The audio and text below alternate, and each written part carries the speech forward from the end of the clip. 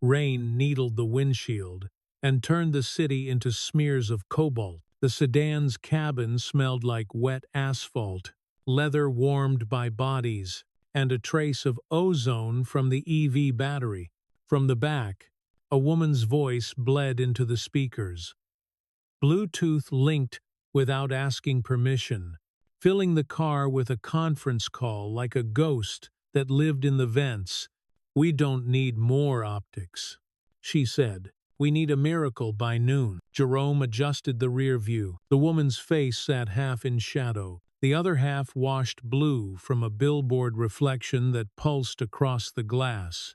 She wore a navy suit that looked like it resented wrinkles. Her name, per the ride manifest, was Elena Vale, CEO. 42, emergency pickup. "Good morning," he said. Easy. Neutral. She didn't respond. Her eyes were on her tablet, white text on dark mode. Clause numbers marching like ants. Outside, pedestrians hunched under umbrellas. Wipers tracked their slow, metronomic arc. The pocket watch in Jerome's jacket tapped its own small beat against his chest, heavy and familiar. Mute. A man barked through the car audio. "Elena, you're not muted." She thumbed the screen, then exhaled. "We're live," she said. "Keep it surgical." She didn't check if her mic actually cut. It hadn't. The car caught her next sentence and made it public. "Driver class is late. Story of my life." Jerome's hands stayed at 10 and 2. The wheel felt steady under his palms. He looked at the windshield, not the mirror, and let the words drift to the floor like trash that didn't belong to him. The call marched on. Finance. Legal. Something about a clause that didn't fit the Japanese draft. Elena's voice became clipped. Fast. She flipped open a paper folder, old school, and the cabin filled with the clean smell of fresh toner. Clause 14. Subsection B. Someone said. Elena read aloud, impatient. "In the event of non-exclusive license, yada mutual indemnifications." Jerome heard the wrong word before he knew why. Non-exclusive, the Japanese loan glossed as senyo, somewhere in the footnotes. Exclusive use. He kept driving. Rain ticked the hood. The billboard blue pulsed again and crawled across her hands. "Stoplights ahead," he said. She didn't look up. "Just drive. I'll tell you where." He eased them toward the curb, tires hissing in a long, clean line. 10 feet from the intersection, he braked. The brakes were new. They made no sound. The quiet left room for the rest. HVAC breath. Rain like pins. A high, thin whine from a brake regen that always made him think of a faraway kettle. "Who translated this?" Elena snapped. "External," the man said. "Same firm as last year." "They're wrong," Jerome said. Elena's head lifted. The mirror caught her eyes, pale and tired and sharp. "Excuse me." He kept his voice level. "That sentence, it says exclusive in Japanese. Your English says non-exclusive. You read Japanese 1. Do you?" A smile that wasn't a smile. Jerome didn't answer that. He reached for the laminated city permit on the dash, moved it half an inch to release the reflection glare, then set both hands back. "If you tell them non-exclusive, they'll think you planned a back door. It kills trust." On the speakers, someone whispered, "Who's that?" "My driver," Elena said, already annoyed. Jerome breathed once. Slow. "Check the footnote," he said. "The one with the double asterisk. It points to senyo, exclusive use." Elena's thumb hovered. She scrolled. The car light shifted as a bus lumbered past, throwing a darker blue. Her mouth compressed. She scrolled again. "Hold," she told the call. She didn't mute. "How do you know that word?" "I worked there," Jerome said. "Where?" "Tokyo," he said. "A long time ago." Silence tugged the cabin. Rain crowded the glass. The wipers swept clean and put the city back. Elena cleared her throat. "Legal." Read me 14B in the Japanese original. Paper rustled on the other end. A voice tried to sound confident and tripped on the kanji. Jerome could picture the intern with the dictionary open in another tab, sweat beading under strip lights. It's exclusive, the voice conceded. The English template used last quarter's clause. Fix it, Elena said. Her gaze returned to the mirror, as if measuring him like a problem that didn't fit on the page. What's your name? Jerome. Last name. He let the question pass him by. He checked the traffic, slid them through the green. The car glided like a thing, remembering it used to be a river. Take 5th, she said. Garage entrance under the flag. Yes, ma'am. She went back to the call but didn't entirely leave him. He felt the attention like a hand pressed against glass. He didn't push back. He drove. Numbers. Someone said, cash runway is 91 days. If we hit this, then we hit it. Elena said, no more jokes about miracles. A pedestrian stumbled off the curb. Jerome eased off the accelerator without scolding the man with his horn. He'd learned a long time ago that you don't announce control, you show it. The Bluetooth pinged a soft chime. A new participant, or a dropped one. Elena's tablet vibrated. A notification skated across the screen. Press hold at 10:30. Rumor of walkaway. Her jaw went hard. She snapped the folder shut, then opened it again with a soft clap that felt like clapping at a funeral. Read me the list of concerns, she said. In order of pain, IP protection du. Legal said. Tone of our last memo. Seating protocol. Seating protocol is pain. She let a dry laugh escape. That's a massage. Not to them, another voice said. Founding dates first. Then revenue. Then titles. Jerome spoke before he could weigh if he should. You'll want Zasaki by founding date, he said. Mr. Nakamura left of center. 1 seat off the head. Angle of bow at first greeting 15 degrees is safe. Gifts. Nothing expensive. Everything meaningful. Elena's eyes cut to the mirror. And what are you? Exactly. A driver, he said. And before that, he let the pause hang. The watch pressed his chest. Heavy. Patient. On time. Together, the inside lid said when open. It stayed closed. Translator, he said. Sometimes, her smile almost found its way to her mouth and abandoned the attempt halfway. Of course, she tapped the mic icon on screen, actually muted now, and leaned forward slightly. He felt the change before he saw it. Tell me the rest, she said. Fast. Jerome kept his eyes on the road. Don't over-apologize, he said. Apology is currency. Spend it once, then deliver action. Put the ladder on the wall where people work, not in hallways. Install proof with a clock in frame. Sign it.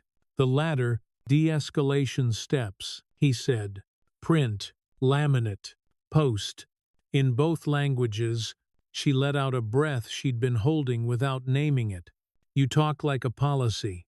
I talk like evidence, he said. The garage mouth yawned ahead. Sodium lights washing the rain into piss yellow. Jerome signaled and took the slope down. The belly drop familiar and still a little thrilling. At the ticket arm, he tapped the pass. The gate blinked green. The arm lifted. Park in the executive lane, she said. He did not. Visitor is closer to the elevator, he said.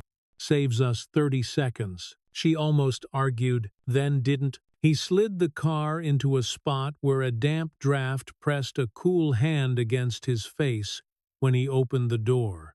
He stepped out, came around, and opened her side. She gathered her folder, tablet, a pen that looked heavy, her perfume, finally noticeable without rain, unfurled something citrus and pepper. The scent filed itself in his head for later. Without asking why, She paused before stepping out, looked at him like a person looks at a painting that has changed while they were blinking. "You corrected me in front of my board," she said. "You were on mute," he said. "Mostly." A line at the corner of her mouth sharpened. She glanced down at the watch chain just visible against his jacket. "That's old," she said. "It keeps time," he said. "Does it keep you honest?" The line was meant to cut. It didn't find blood. Jerome tilted his head toward the elevator. "We should go." She stepped out, heels finding the concrete with neat, professional clicks. The sound echoed in the garage like a metronome trying to be brave. Together they crossed to the elevator bank. A camera in the corner watched with a red dot that wasn't quite centered. Jerome pressed the call button. The circle lit white, then blue. "Why help me?" she asked, not looking at him. "Because your people keep their jobs if you don't fail," he said. "And you?" "I keep mine if I don't talk," he said. "It's a problem." She almost smiled. "Not kindness, recognition. What do you want?" "Jerome, chain of custody," he said.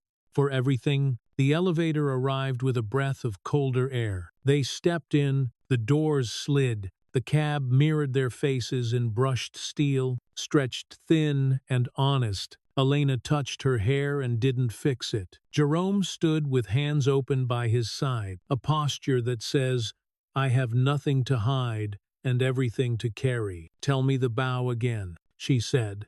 Eyes on the floor indicator. 15 degrees. 15, he said. "Hold 2 seconds. Let them release first." She nodded. "And gifts, something that knows their history," he said. "Not ours." The car hummed up.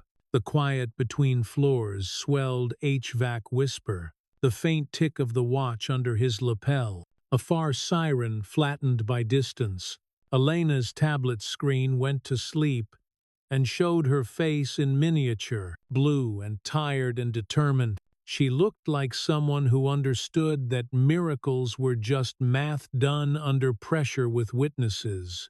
When the doors opened, overhead LEDs turned every polished surface into a verdict. People moved fast, but tried to look like they weren't moving at all. The air smelled like coffee, trying too hard to be important. Elena paused on the threshold. "One more thing," she said. He waited. "If you're wrong, I'll fire you," she said. "If I'm wrong," he said, "you won't need to." She almost laughed. She didn't. She walked out, clipped and tall, and the room changed around her, because rooms like this always changed around money and fear. Jerome followed, half a step behind, the watch warm against his chest, time in his pocket, proof in his mouth, and rain drying on his jacket like a map he'd have to read later. The boardroom ran cold, glass walls, white table, an overhead light that judged everyone equally. Coffee steamed in paper cups that pretended to be ceramic. The city glittered behind the glass like a held breath. Elena entered without slowing. "Clause 14, she said. "Subsection B." A dozen faces rotated toward her, then tracked to Jerome like magnets running out of excuses. He stood near the end of the table, hands at his sides, jacket buttoned. The watch warmed his chest. The chain pressed a faint line against the cloth. Marcus Redding Legal was already talking. His smile didn't touch his eyes. "We engaged Morioka and Partners, Tier 1 firm. Any confusion is a template issue. Read the Japanese," Elena said. Marcus didn't. He nodded to a younger associate who lifted a paper she didn't want to own. "Article 14.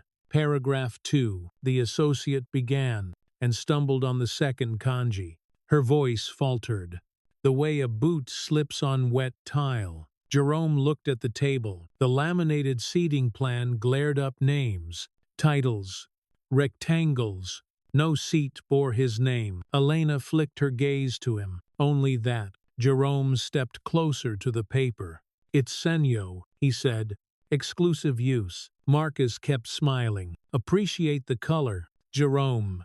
But exclusivity is business intent, not semantic trivia. It's not color. Jerome said, it's a promise. Silence made a small, satisfied sound. Have assez said. Someone's cup lid clicked twice. Nerveux percussion. Show him, Elena said. The associate slid the Japanese page down the table. Jerome didn't sit. He bent, reading at an angle the way he'd read train schedules under bad lights. He tapped the footnote, then the side note that anchored it. Then the marked clause in English. English says non-exclusive.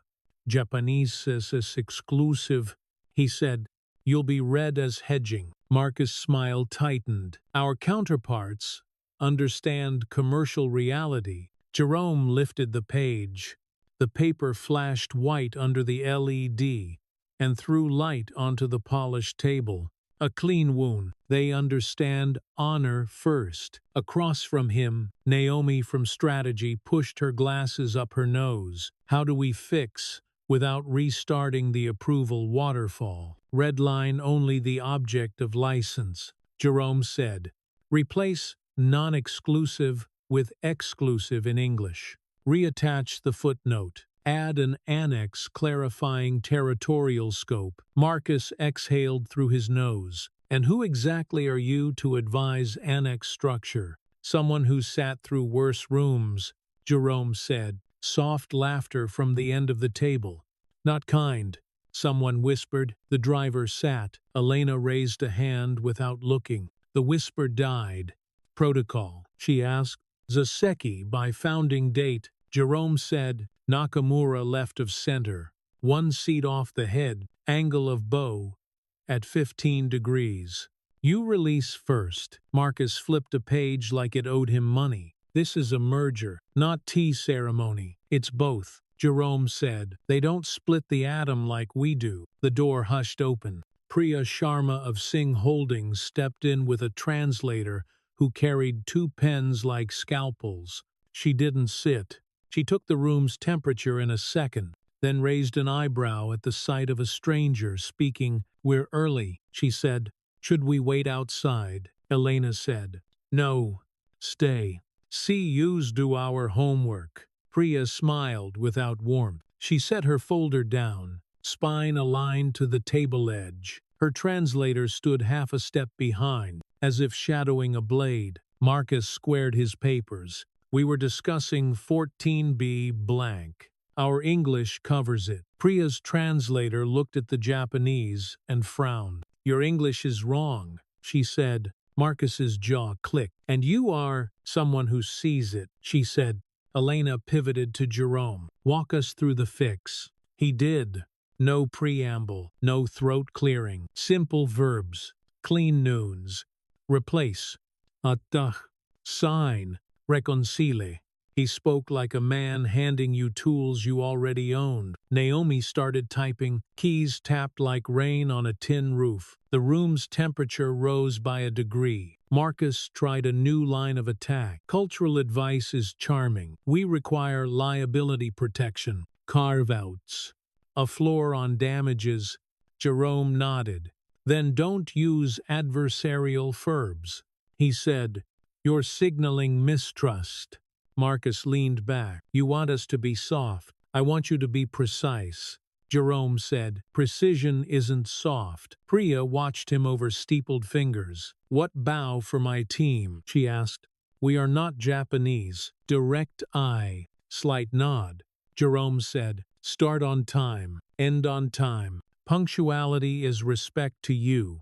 To them, duration is respect. Balance both. Priya's mouth found the idea and kept it. We'll test that. Elena's tablet chimed. Press. Hold. Sure. 30 confirmed. She silenced it with one tap that sounded like a gun. Naomi projected the red line draft. Clause 14 glowed on the glass, like a verdict you wanted in writing. She highlighted the word and replaced it. Exclusive slid into place with a tiny flourish from the app, as if even software knew when something mattered. Add an annex, Jerome said. Territory A through D. Sign both languages. Include a concordance side by side. Concordance is overkill, Marcus said. It saves your life later. Jerome said, trust me. Why should I? Marcus said. Jerome looked at him and didn't blink. Because you like winning. A small, involuntary laugh broke from someone's throat. It wasn't unkind. Priya traced a finger along the projected clause. Do you have a de-escalation ladder? She asked. We don't litigate first. Drafted, Elena said. To be posted today. Where? Priya asked. Implementation floors, Elena said. Not hallways, Jerome added. Priya moved her eyes to him again. He's precise, she said. He's temporary, Marcus said. Elena didn't correct him. Not yet. The glass wall caught their faces in a faint double one in the room. One tiled on the city. Jerome's reflection looked like a man almost allowed to speak. He didn't trust reflections. They told flattered lies. Naomi's screen populated the annex skeleton. Dana, finance, slid a spreadsheet across to Elena with runway numbers manicured into neat columns. 91 days stared back, a number that smelled like a fuse. Risk language, Marcus said. We need caps. Use allocations of responsibility instead of limitations of liability. Jerome said. Different music, same math. Music, Marcus said. Words have noise. Jerome said. You're playing to two ears at once. The overhead vent kicked harder. The thin whistle rose, then settled. The watch at his chest kept time with the fan and the typing and the new, cautious, quiet. In the room where mockery had lived 10 minutes ago, Elena closed her pen. We're adopting the Japanese reading, she said. Naomi, lock the red line. Paula, prepare both signature blocks. Marcus, draft the concordance note. Marcus' smile lost a tooth. We'll lose leverage, he said. You'll gain trust. Jerome said, trust isn't enforceable. Marcus said, neither is dignity. Jerome said, you still notice when it's missing. Priya's translator looked at Elena. We will expect seating by founding date, she said. Gifts must honor father histories. No luxury brand. We'll do our homework, Elena said. Jerome added, write the card by hand. Marcus lifted both hands in surrender. Handwriting now. People keep handwritten things. Jerome said, you want to be kept. The door opened again. The liaison from Nakamura's side entered older, immaculate, a face arranged into courtesy. He bowed slightly. Every degree chosen. Jerome returned 15 and 2 seconds. Then released. The liaison's brows ticked up a hair. Approval flickered and was gone. Your schedule, the liaison asked. On time, Elena said. Together, Jerome said. Before he could stop himself, Elena's eyes flicked to his jacket pocket. She said nothing. Clause 14. The liaison asked. Corrected, Naomi said, tapping the screen. The word exclusive shone without apology.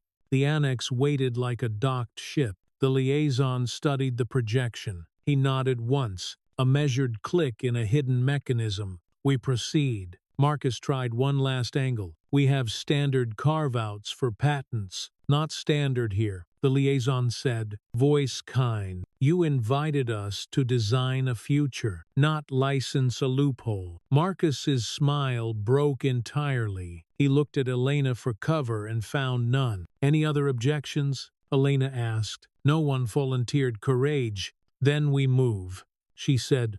Naomi, push the draft to shared. Marcus, send concordance for signature. Paula, print 3 hard copies with receipt strip. I want clocks in every frame. Clocks, Marcus said. Clocks, Elena said. Evidence is a time machine. The translator smiled at that. Priya didn't, but her eyes warmed. Jerome stepped back from the table, back to the edge where visitors live. The glass wall held the city in its hands. He could see the garage ramp through a slit of view, the mouth that had swallowed them this morning and would swallow them again in 12 hours. Whatever happened, Jerome, Elena said. He stilled.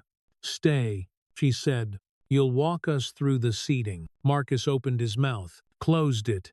The hinge of his jaw clicked. Jerome nodded once. His palm found the watch through the jacket and felt the case's curve, the hinge's quiet promise. The metal was warm now, almost alive. The liaison extended a neat rectangle wrapped in silk paper, a small courtesy, he said.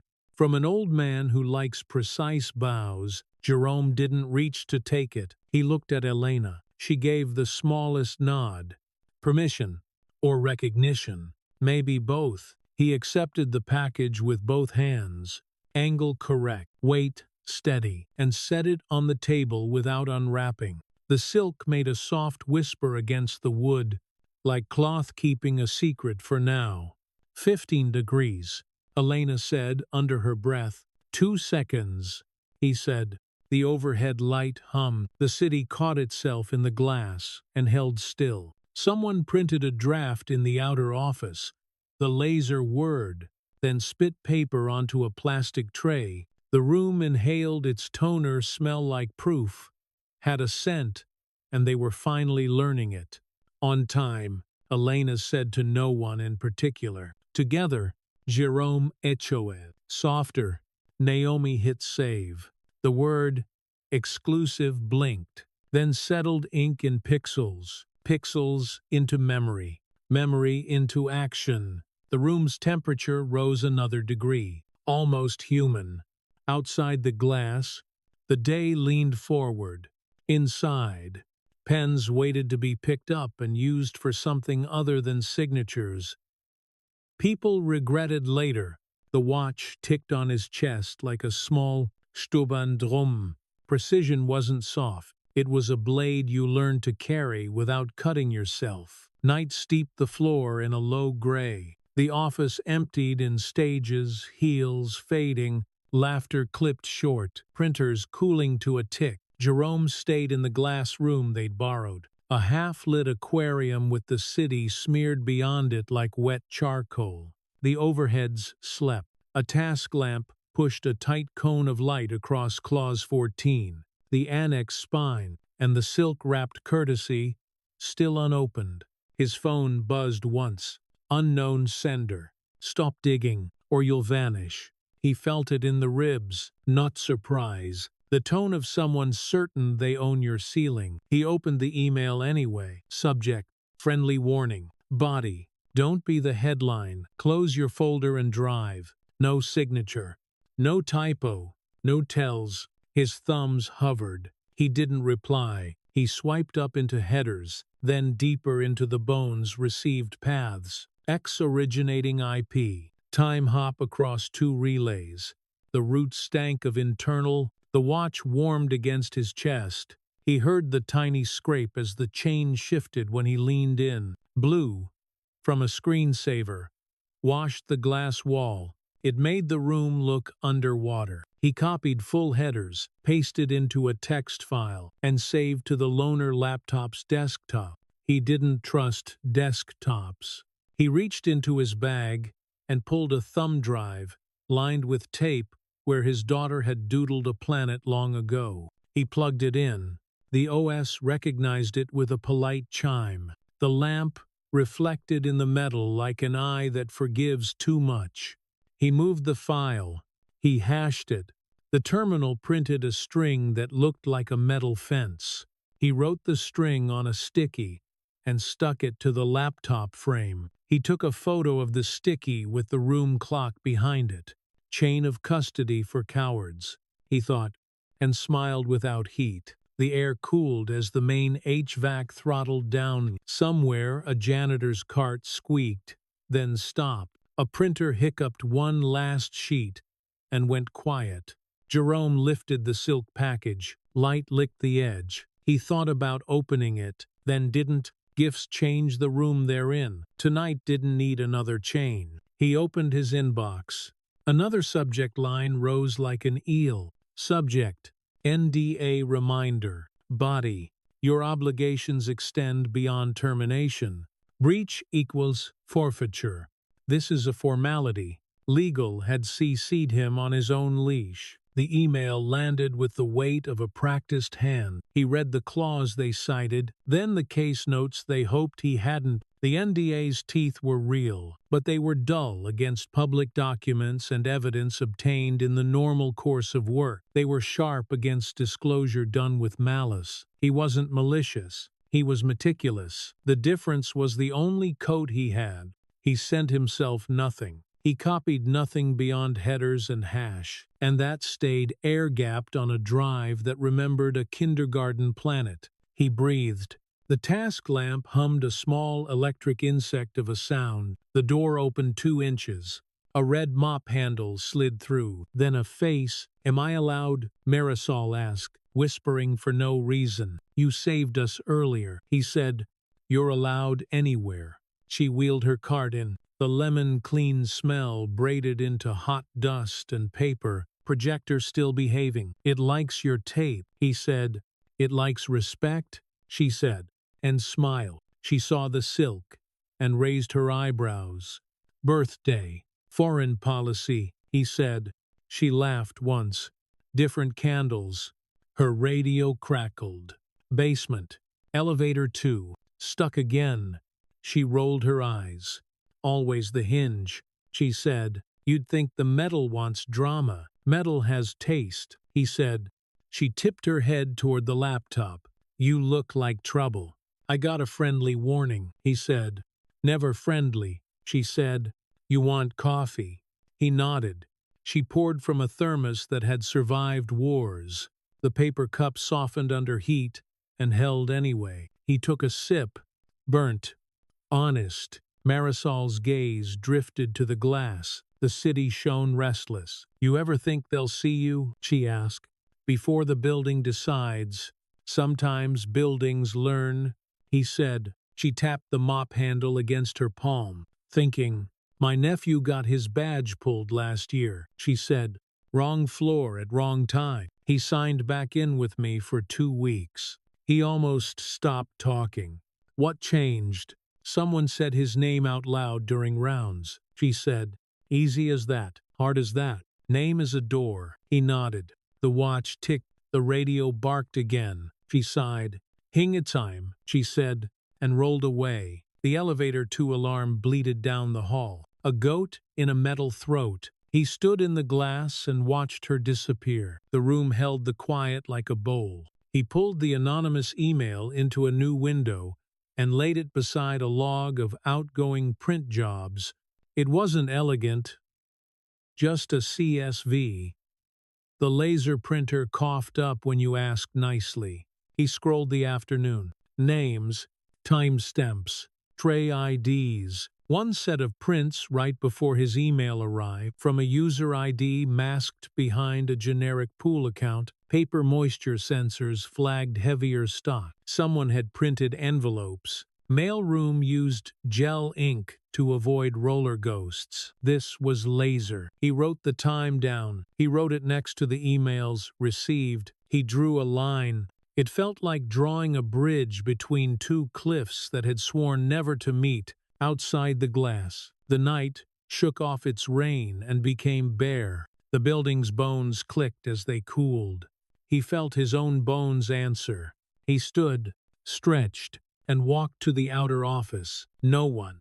He crossed to the mail slot wall. A single manila envelope sat lodged, half in, half out, like a guilty conscience caught in a closing door. His name was printed on the label, not written. The font tried too hard to be formal. He didn't touch it.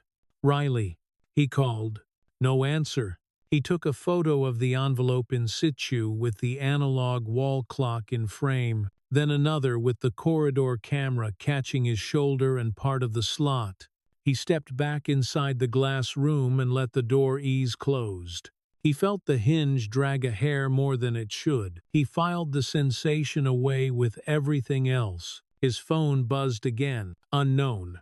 Voicemail this time. He pressed play and put it on speaker, because the room needed to hear what threatened people sounded like. "Last chance," a man said, voice smooth.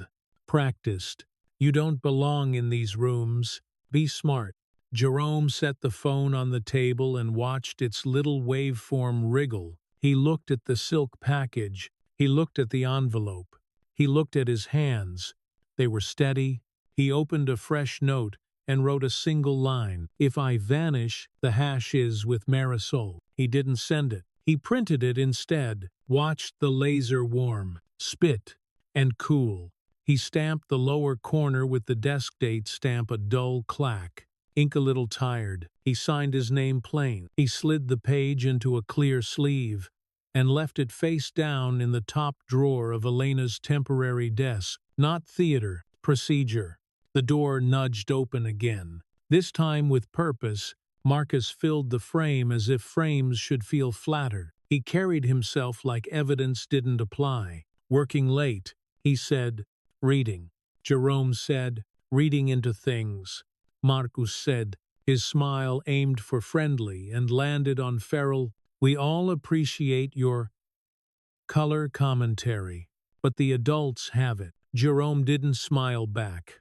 You printed envelopes, he said, casual. Marcus's eyelid gave the smallest twitch. Mail exist, he said. Wrong stock for mailroom, Jerome said. Marcus stepped closer. The task lamp gilded his jaw. You know what I like about NDAs? The font, Jerome said. The faith, Marcus said. They remind people where their money comes from. Jerome watched the light catch in the man's eyes and not stick. Faith isn't enforceable, he said.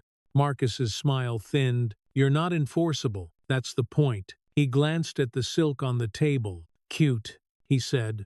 He glanced at the watch chain. Old world. Jerome's fingers found the case under cloth. On time, he said softly. What? Marcus said. Nothing, Jerome said. Marcus pivoted, then paused at the glass. His reflection doubled. Ghost to himself. Stop digging, he said, or you'll find a hole with your shape. He left. The hinge moaned this time. Jerome leaned his head back and let the ceiling grid fill his vision. Bright squares, dead squares, a pattern that pretended to be order. He reached for the laptop again. Headers, printer logs, the envelope with the wrong stock, the voicemail. He organized them on screen like arranging tools on a bench before cutting wood. He labeled each with a timestamp. He copied the folder to the thumb drive. He generated a second hash and wrote it beneath the first. He took another photo with the wall clock. He moved to the window and pressed his palm against the glass. It was colder than it looked. His breath made a small circle of fog. He let it clear on its own. Down on the street, a bus slid past, lights stitching the avenue. Inside the bus, faces looked forward, not up. The city didn't care about boardroom, but it cared about paychecks. That was enough. He returned to the table and finally touched the silk. He unwrapped it with both hands. Underneath lay a card case, old metal polished down by generations, edges softened by pockets. He pressed the spring. The lid opened. Inside, a blank card sat waiting. The interior gleamed with a quiet pride. A line was engraved under the lid, in Japanese simple, unadorned. He read it once, then again. Honor is a ledger. He closed the case. The snap was small. It sounded like a promise signing itself. He packed the drive into the inside pocket with the watch. He gathered the annex print, the sticky with hash, the photos on his phone. He left the manila envelope where it sat half in, half out.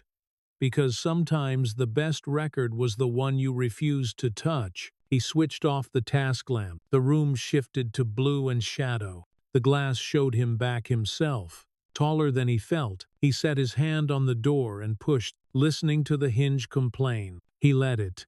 Not everything needed oil. Some things needed to tell you they were carrying weight. In the hall, the elevator dinged and refused to open. Stuck again. He smiled and took the stairs. 5 flights down. The concrete smelled like rain that had found a way in. His steps echoed. The watch kept time. Somewhere below, a mop bucket rattled. and Marisol swore softly, a simple prayer in a language buildings understand. Jerome reached the lobby and saw the night guard's TV flicker through a muted game. He walked past the mail slots without looking. He pushed through the revolving door and let the city air slap him awake. The rain had gone thin mist now, not anger. Headlights knowed the street into ordered streams. His phone buzzed one more time. New number. New message. We see you. He slipped the phone into his pocket. He lifted his face into the mist. The city tasted like metal and possibility. He turned up his collar and headed toward the garage where his car waited, where hinges kept complaining, where evidence slept under tape and clocks, and where, for now, he belonged. Elena lived in a glass box, high enough to mistake clouds for neighbors. The doorman didn't ask for ID. The elevator read Jerome's face and hummed him skyward. No music, just the faint hydraulic sigh and a pulsing LED that washed the cab in surgical blue. Her door opened before he knocked, bare feet, rolled sleeves, hair pinned and already forgetting it. The apartment smelled like lemon cleaner and something scorched, as if she'd tried to cook control. "Thanks for coming," she said. "I'm not sleeping." "Me either," he said. She stepped aside. The living room was a magazine. Low furniture, cold edges.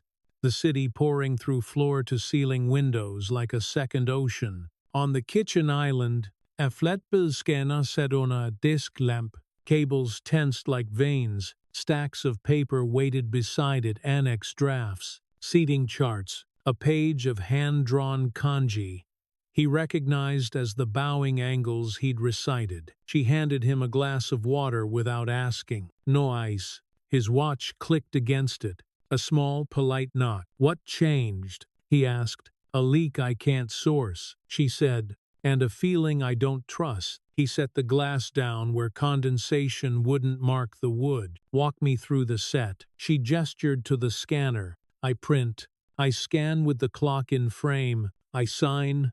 I save to a folder named like finance would. I hope that makes fear go away." He put his bag on a stool and unzipped it. Out came a roll of painter's tape, a Sharpie, a cheap desk clock still boxed, and an old phone with no SIM. He placed the clock near the scanner and pulled the battery tab. The hands woke at 10:42 and moved with grim optimism.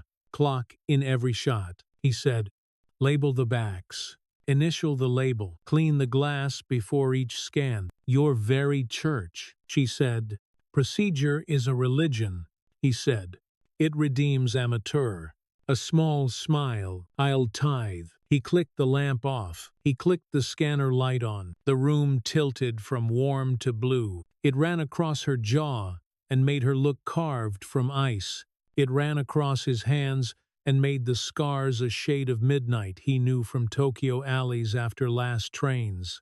"Blue looks honest," she said softly. "It's just light," he said.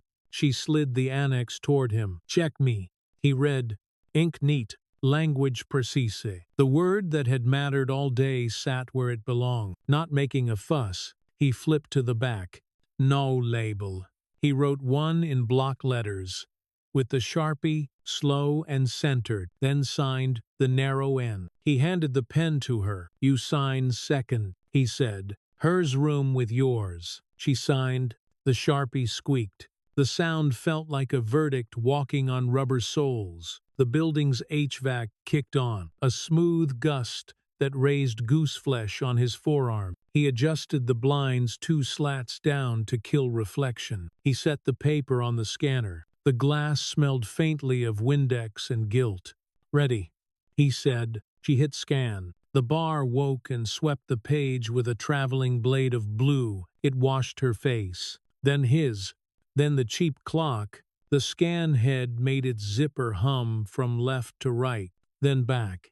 On the screen, pixels populated and built the image like a photograph, deciding whether to confess. He opened the file. He checked timestamp metadata. He hit properties. He wrote the milliseconds on the label's edge. He didn't explain that no one cared until the moment they did. She watched. Do you always make people breathe slower? Only when the room thinks it's on fire, he said. Herr Intercom Fläschel. She glanced at it. Night manager, she said.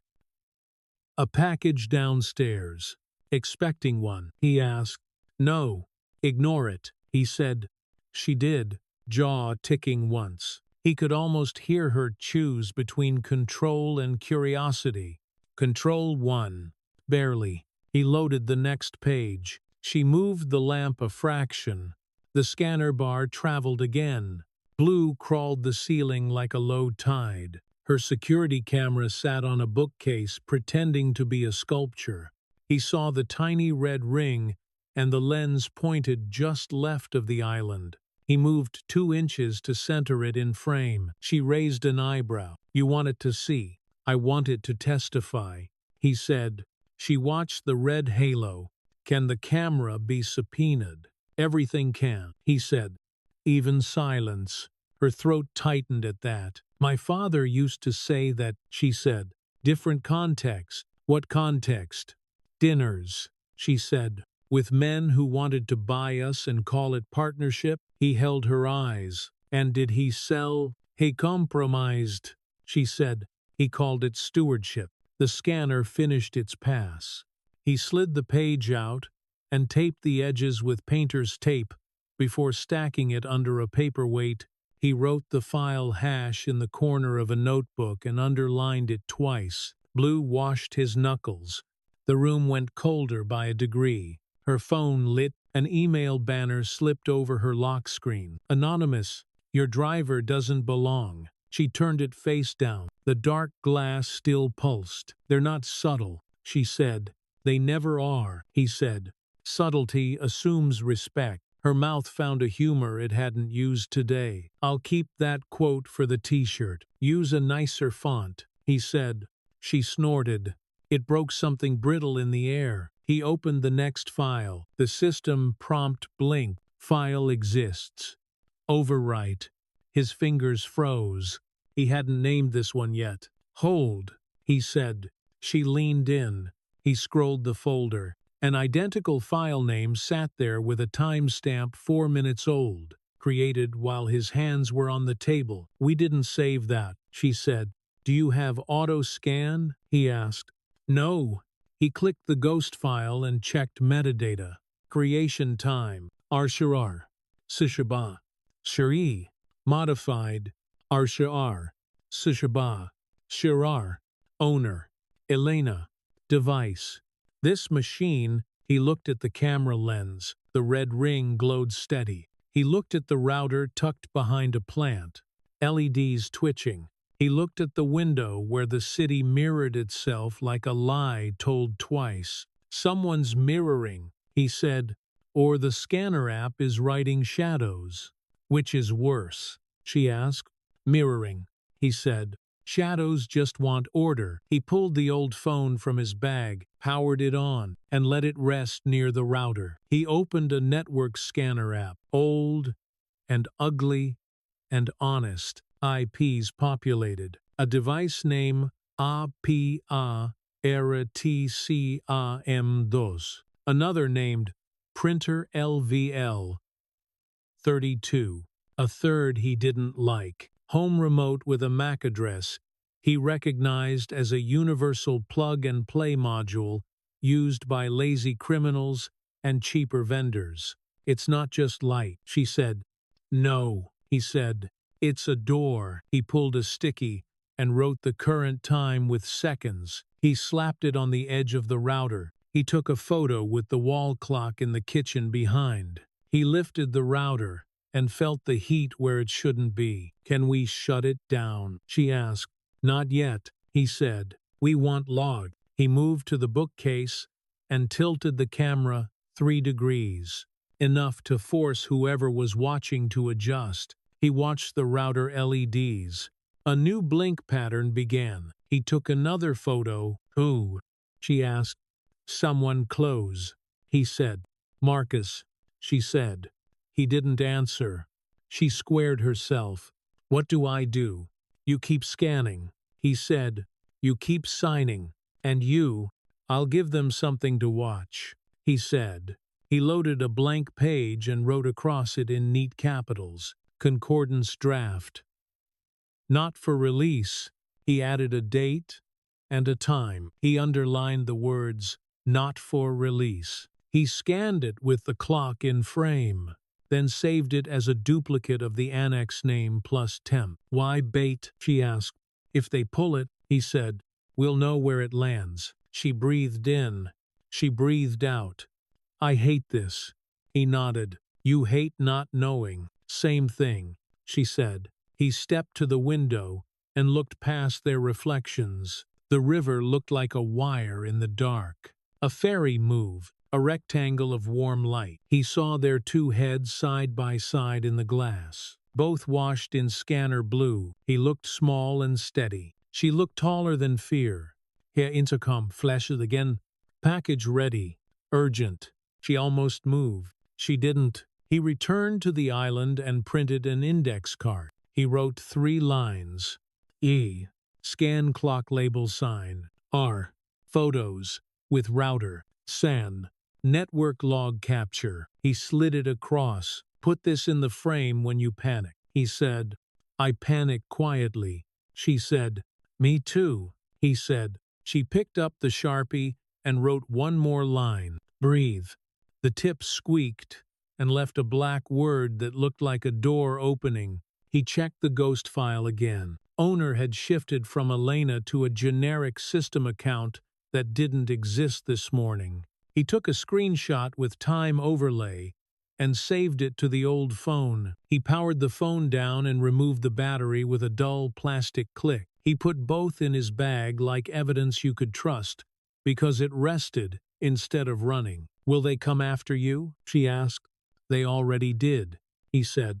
She held his eyes. There was a question behind the question. She didn't ask it. Gifts, he said, to change the air. You'll need 4 tomorrow. She blinked. Now, he said. He laid out a short list.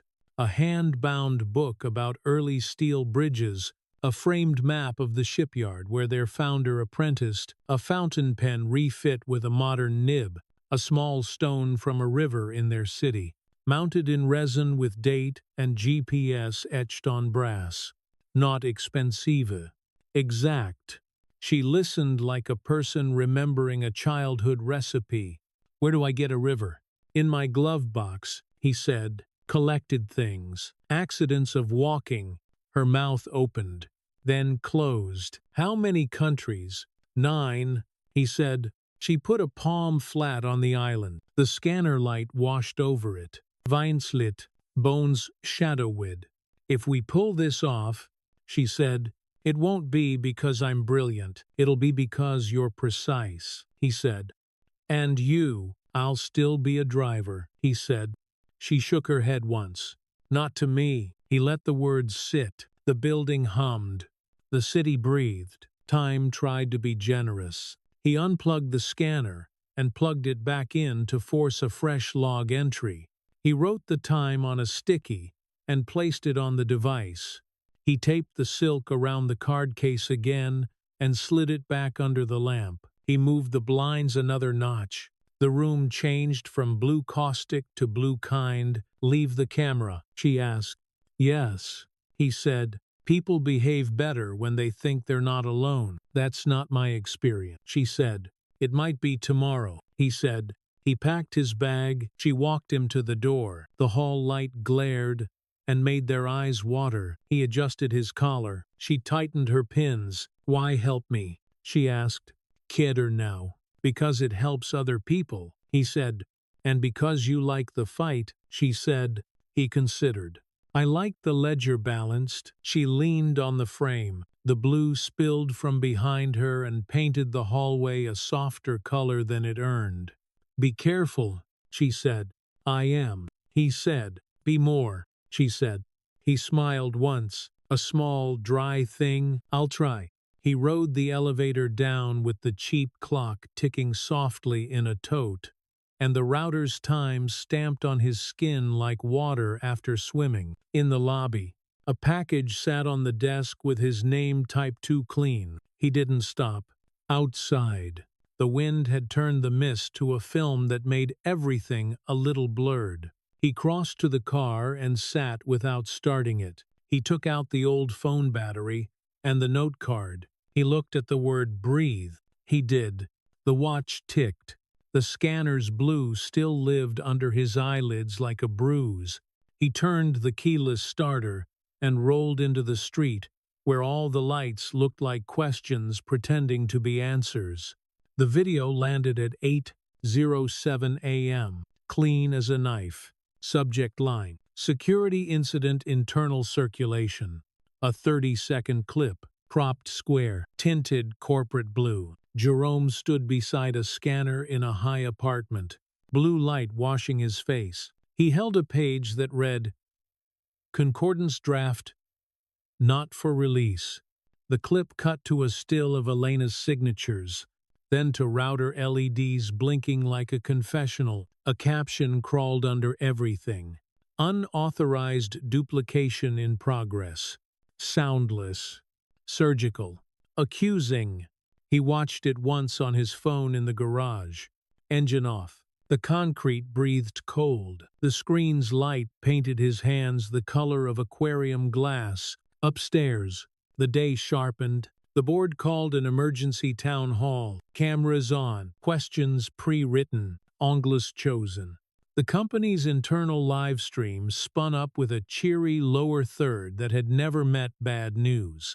Together at 10, Elena stood at the podium under ceiling LEDs that made everyone look slightly guilty. Marcus hovered 2 steps behind, dossier tucked like a blade under his arm. Security lined the walls with polite spying. Jerome took an aisle seat. His badge blinked green, then yellow. It would not stay green. Elena gripped the sides of the lectern. The mic amplified her breath, not her doubt. We have a leak, she said. An edited video. We're investigating. The monitor behind her froze on a frame pulled from the clip. Jerome. The scanner. The clock reading 22.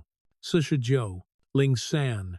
Blue washed the image until it looked like it lived underwater. A murmur rolled the room. Someone in the back said too loud. Told you. Another, softer. He looks calm for a thief. Marcus stepped forward. Voice dipped in reason. We have to protect process. Until we complete review, all non-essential access will be limited. Elena glanced into the house lights and found Jerome with a small, deliberate movement. That was all. Then she faced the camera red dots and did the thing power requires, effective immediately, she said, and the room tightened. Mr. Jerome will be suspended from duties pending review. Airlift bodies. Not shock. Satisfaction. Jerome stood, the seat side. His watch ticked 3 crisp beats like nails tapped into wood. He kept his face neutral and his shoulders level. Nothing to perform, everything to carry. A reporter from the internal channel intercepted the moment, hair sprayed into an uncompromising idea. Sir, she said, microphone aimed like a baton. Do you have anything to say about hacking sensitive materials? I didn't, he said. Her smile sharpened. Because you were angry. He looked at the mic. Because I respect evidence. Is this about treatment? She said. Voice sugar on a knife. As she paused, as if picking a glove contractor, he held her eyes. It's about accuracy. Many feel overlooked here. She pressed. Some of them look like you. He let the lines sit between them, heavy, humming. He refused to carry it for her. I won't be your headline, he said, and stepped away. Security approached. 2 men with careful faces. Badge, seal. One said. Jerome unclipped it. The plastic felt warm from his skin. He turned it over once, saw his photo small and unthreatening, then placed it in the open palm offered. The scanner at the door blinked red at the same instant, like the building was eager to be obedient. Please come this way, the other said. Elena spoke into the mic again. "We will not tolerate breaches," she said, voice flat to keep it from breaking. "We will also not tolerate rushes to judgment." Marcus leaned in to whisper to her. His mouth moved without sound. His hand covered the lower edge of the mic like he was tucking a child in. Jerome let security guide him down the aisle. The carpet grabbed at his soles like grass in a cemetery. He saw Naomi looking stricken. He saw Dana from finance looking at her lap. He saw Priya on a side monitor, remote, unblinking, a thumbnail of witness. At the exit, the turnstile's brushed steel reflected him in shards. Overhead LEDs turned the lobby into a bright aquarium. Someone by the coffee machine laughed too loud, too brittle. The sound echoed off glass and returned smaller. "Sir," the guard said quietly, "you can collect personal items after HR." "I have none," Jerome said. He walked toward the Sally port where deliveries came and went, a mouth that always tasted of tape and dust. On the wall, a flat screen ran the live stream with a 15-second delay. He watched himself hand over his badge for the second time. He looked composed in the replay. He felt like a hinga under load. Outside the security glass, a cluster of off-site contractors had gathered to watch. One lifted his phone. Tiptoeing the line between documentation and hunt, another murmured, "Knew it." A third said, "He was always too calm." Marisol appeared by the service elevator, hair tied in a red scarf, mop handle like a staff. She didn't approach. She just lifted her chin once, a small salute, and stayed where rules let her stand. Her radio clicked like a cricket in winter. "Any statement?" A second reporter asked, this one not internal. Badge of a tech blog turned gossip mill clipped to her shirt. "Rumors say you accessed executive networks." Jerome stopped. He could feel eyes tilt toward the pause. The building's HVAC sighed, the same sound it made at 3 a.m. when no one was listening. He rested his fingertips on the Sally port glass. It was cold. His breath made a faint circle that faded before the camera could find it. "My statement is simple," he said. "Check the chain." "The what?" the reporter said, amused. "The chain of custody." He said, "Who touched what? When?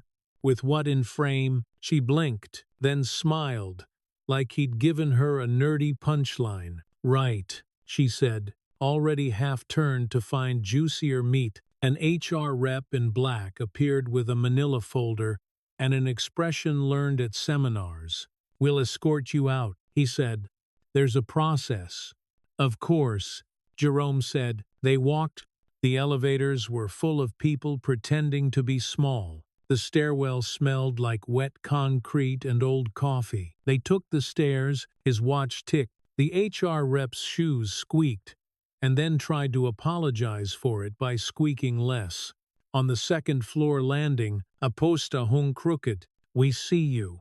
The gloss had bubbled where someone had cleaned it too hard. Jerome stopped long enough to straighten it with 2 fingers. The HR rep watched as if the act might be subversive. "You don't have to do that," the rep said. "I know," Jerome said. At the loading dock door, the keypad chirped. The guard keyed a code like a man entering a prayer. The roll-up rattled and climbed. Daylight came in a sheet that smelled like rain and trucks. Outside, the lane shone with a thin skin of water. LED strips along the soffit made the droplets look like beads on wire. A group of warehouse staff watched, arms folded, faces closed. One of them, a kid with a fresh badge and a bruise of a pimple on his jaw, said too loudly, "Guess he wasn't so special." Another elbowed him. "Shut up, Tom. I'm just saying," Tom said. Jerome nodded once in their direction. Neither smile nor glare, just acknowledgement. The kid looked down like he'd been handed a mirror and didn't like his haircut. "Vehicle?" the guard asked. "In the public lot," Jerome said. "Do you need a ride?" "I drive," he said, and couldn't help the line. The guard swallowed a chuckle. "Good luck," he said. quiet and real. Jerome stepped into the daylight. The building hummed behind him. Satisfied, it had moved a piece on the board. He walked the length of the dock, past racks of pallets and a stack of flattened boxes that smelled like wet paper and starch. A delivery truck idled, coughing diesel ghosts. His phone buzzed. Unknown number. He didn't answer. It buzzed again. He thumbed it open. "You can still make this easy." The text read, "Say you were angry. Blame her." He deleted it without replying, and wiped the screen against his sleeve like the words could leave residue. He descended the stairs to the lot. The sky sagged low and bright. Cars wore a film of mist. His sedan waited where he'd left it, a quiet thing that didn't ask questions. He opened the door, sat, and closed himself into a small, honest world. The cab smelled like yesterday's lemon and this morning's rain. He didn't start the car. He set his watch on the dash. The case caught the LED from the structure and threw a small star onto the windshield. He watched it tremble with his breath. A chime sounded from the infotainment Bluetooth, reconnecting to a system that had shut him out upstairs. The screen offered to resume together at 10. He hit play. The delay made the voices sound like a memory telling itself badly. "We value all contributors," Elena was saying, throat tight. "We will correct what needs correction." Marcus slid into frame, tone reasonable. "We appreciate Mr. Jerome's past assistance, but process protect us all." Jerome muted it. In the quiet, he could hear the straightforward world. A truck reversing with a cautious beat, a gull laughing at its own joke, the far hiss of tires, and the nearer tap of droplets on metal. He took out the old phone, with no SIM, powered it for a moment, checked the last log capture of the home remote device. He saw the timestamp align with the posted clip. He saw the phantom file creation. He saw enough to move, not enough to win. He wrote 3 words on a scrap from his glove compartment. "On time." Together, he slid it under the watch. He breathed once, twice. The watch ticked like it believed him. Footsteps approached. Marisol leaned into view at his passenger window, breath fogging a little heart on the glass before she caught herself and wiped it away. "You okay?" she asked through the crack he opened. "I'm suspended," he said. "Suspension isn't gravity," she said. "It's a story people tell." He half smiled. "I need the camera logs from last night." She nodded. "Already ahead. I made a copy when the router blinked weird," she said. "No one asked me to, because no one sees me." "You want them." "I do," he said. She looked back toward the building. "I'll bring them to the garage later," she said. Badge pulled, "but I still know doors that open." "Careful," he said. "Always," she said. She tapped the roof twice, a lucky thing, and vanished into the dock. Jerome watched the place where she'd been until the air closed over it. Then he picked up the watch and clipped it back into his pocket where it belonged. He started the car. The motor whispered alive. He pulled out slow. Signal on. A small boat leaving a harbor that didn't want him anymore. At the exit ramp, the light turned red and held too long. He looked in the mirror at the building, all glass and posture, and felt something inside settle. Not break. He was not a headline. He was a ledger. He would balance it with clocks and ink and the stubborn weight of procedure. The light turned green. He went. The garage held its own weather-cool breath. Rubber aftertaste. The drip-drip of pipes that never learned to heal. Jerome parked in a corner under a dead fluorescent that flickered weakly like a fish refusing the bucket. The sedan's dome light made a small island of warm amber in a sea of concrete blue. He killed the engine but left the dash clock alive. The watch in his pocket kept time in the old way. The dash kept time in the new. He wanted both in frame. A white delivery bin sat by the freight elevator, stamped with the company logo and a barcode that pretended to be order. On top, A stack of signed couriers, carbon sets, pink and yellow, corners curled from humidity. One lay crooked, seal strip torn at a slant. The printed serial read SE94216. Someone had written SE 94,000. 218 inches pen over the 9. Neat enough to hope he didn't touch it. He pulled his phone and took 3 photographs. Wide, with the wall clock in the far bay. Medium, catching the elevator camera dome and the bin. Close, the serial and the torn seal. He checked the image info time stamps down to the second. He didn't like relying on a phone that talked to clouds, so he set the device face down on the hood, then took out the old burner and shot the same frame's soft shutter sound. Pixel noise, but honest. He slid a paper receipt from beneath the crooked courier without disturbing the top page. It came free with a dry hiss. Delivered 07. Wushe. Signed R. Knox. Dock Guard. He photographed the back where a faint ring of coffee had marked the paper like a partial eclipse. He photographed the ring on the dock desk that matched it. Chain of custody isn't poetry until the rhymes line up. Footfalls clicked on concrete. He turned. Marisol emerged from the freight bay, pushing a flatbed cart. 2 banker boxes stacked like a bet. I brought you a choir, she said. Camera logs sing. If you listen. He moved to meet her halfway, palms open. The boxes were labeled in block Sharpie, L32, Cam 2, and router backup. Her handwriting had the courage of someone who was often erased. Who saw you take them? He asked. Only the elevator that hates me, she said, and it hates everyone the same. He angled the boxes onto the trunk. You copied. Not removed. I'm not new, she said, mock offended. Micro SD cards cloned at 08. Arsharar. Original back in their tiny houses. My radio squealed like a rat when I popped them. No one looked up. Good, he said. Thank you. You're welcome, she said. Softer. People talk when they think you're furniture. I hear more than I should. He nodded. The air smelt of brake dust and the warm, iron smell of a nearby transformer. Somewhere above, a car door slammed and sent a hollow thud through the columns. Marisol looked at the courier stack. That one's wrong, she said, chin toward the edited serial. I noticed, he said.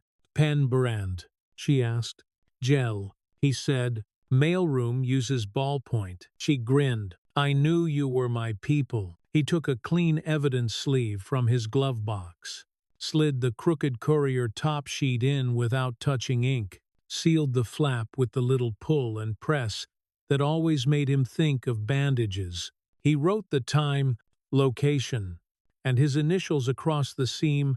Your church, she said, admiring it. Procedure redeems amateur. He said. She snorted.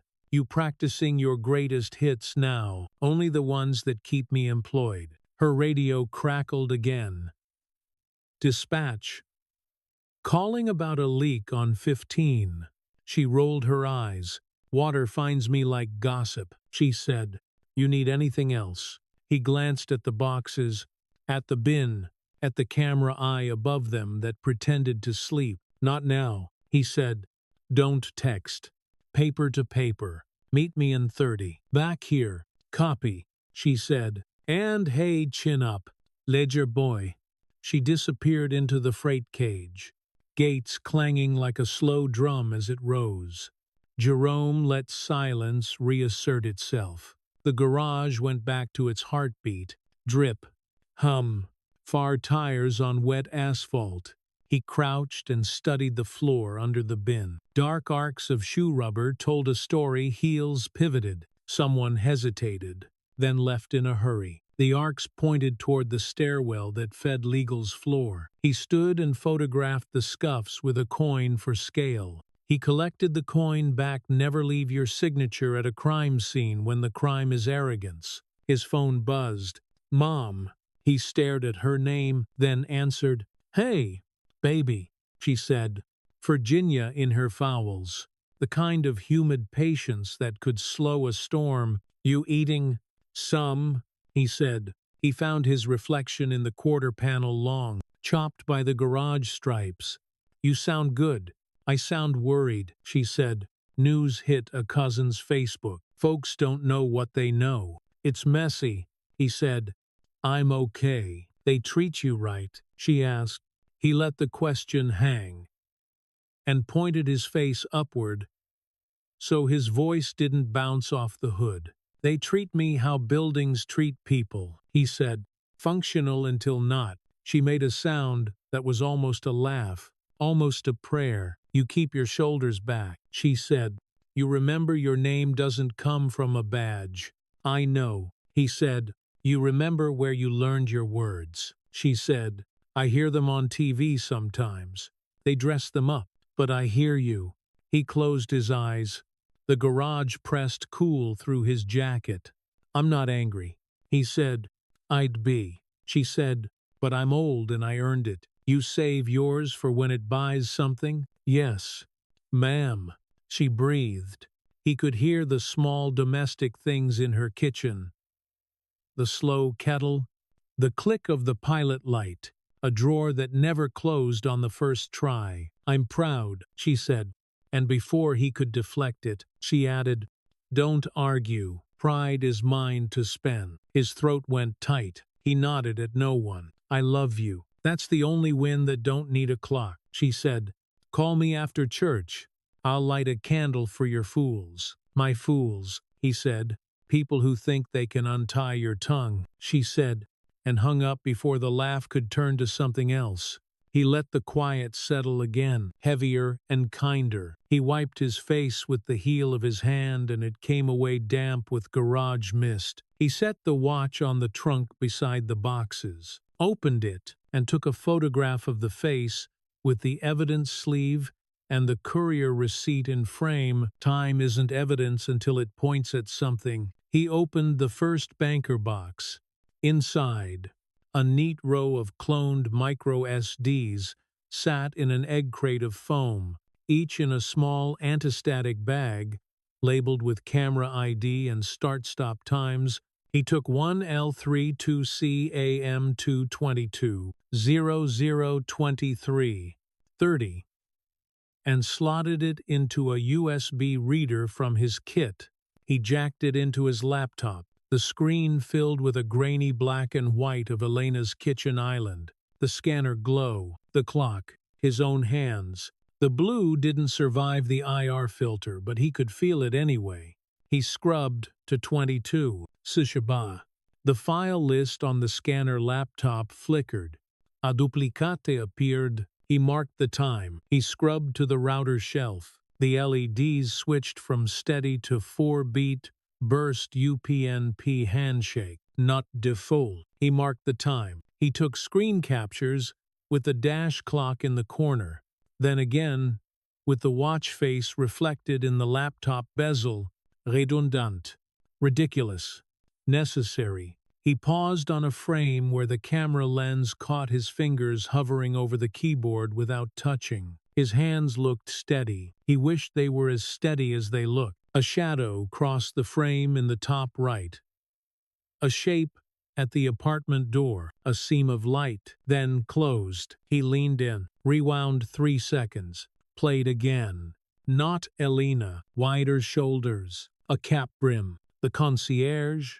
Maybe, bringing that urgent package. He grabbed stills, circled the brim, wrote the minute and second in the margin of his notes. Doors are testimony when they forget their lines. He swapped cards. Router backup log coxi kummentakux. 4023. Lingling. Hex scrolled. Then human-readable entries. A foreign Mac pinged. Named itself Home Remote. Requested permissions. Got them. Mirrored 2 directories. Then dropped. He took a breath that had waited hours to be taken. Tires hissed close by. He looked up. Marcus's coupe slid past the far row, low and gleaming. The kind of car that spoke in invoices.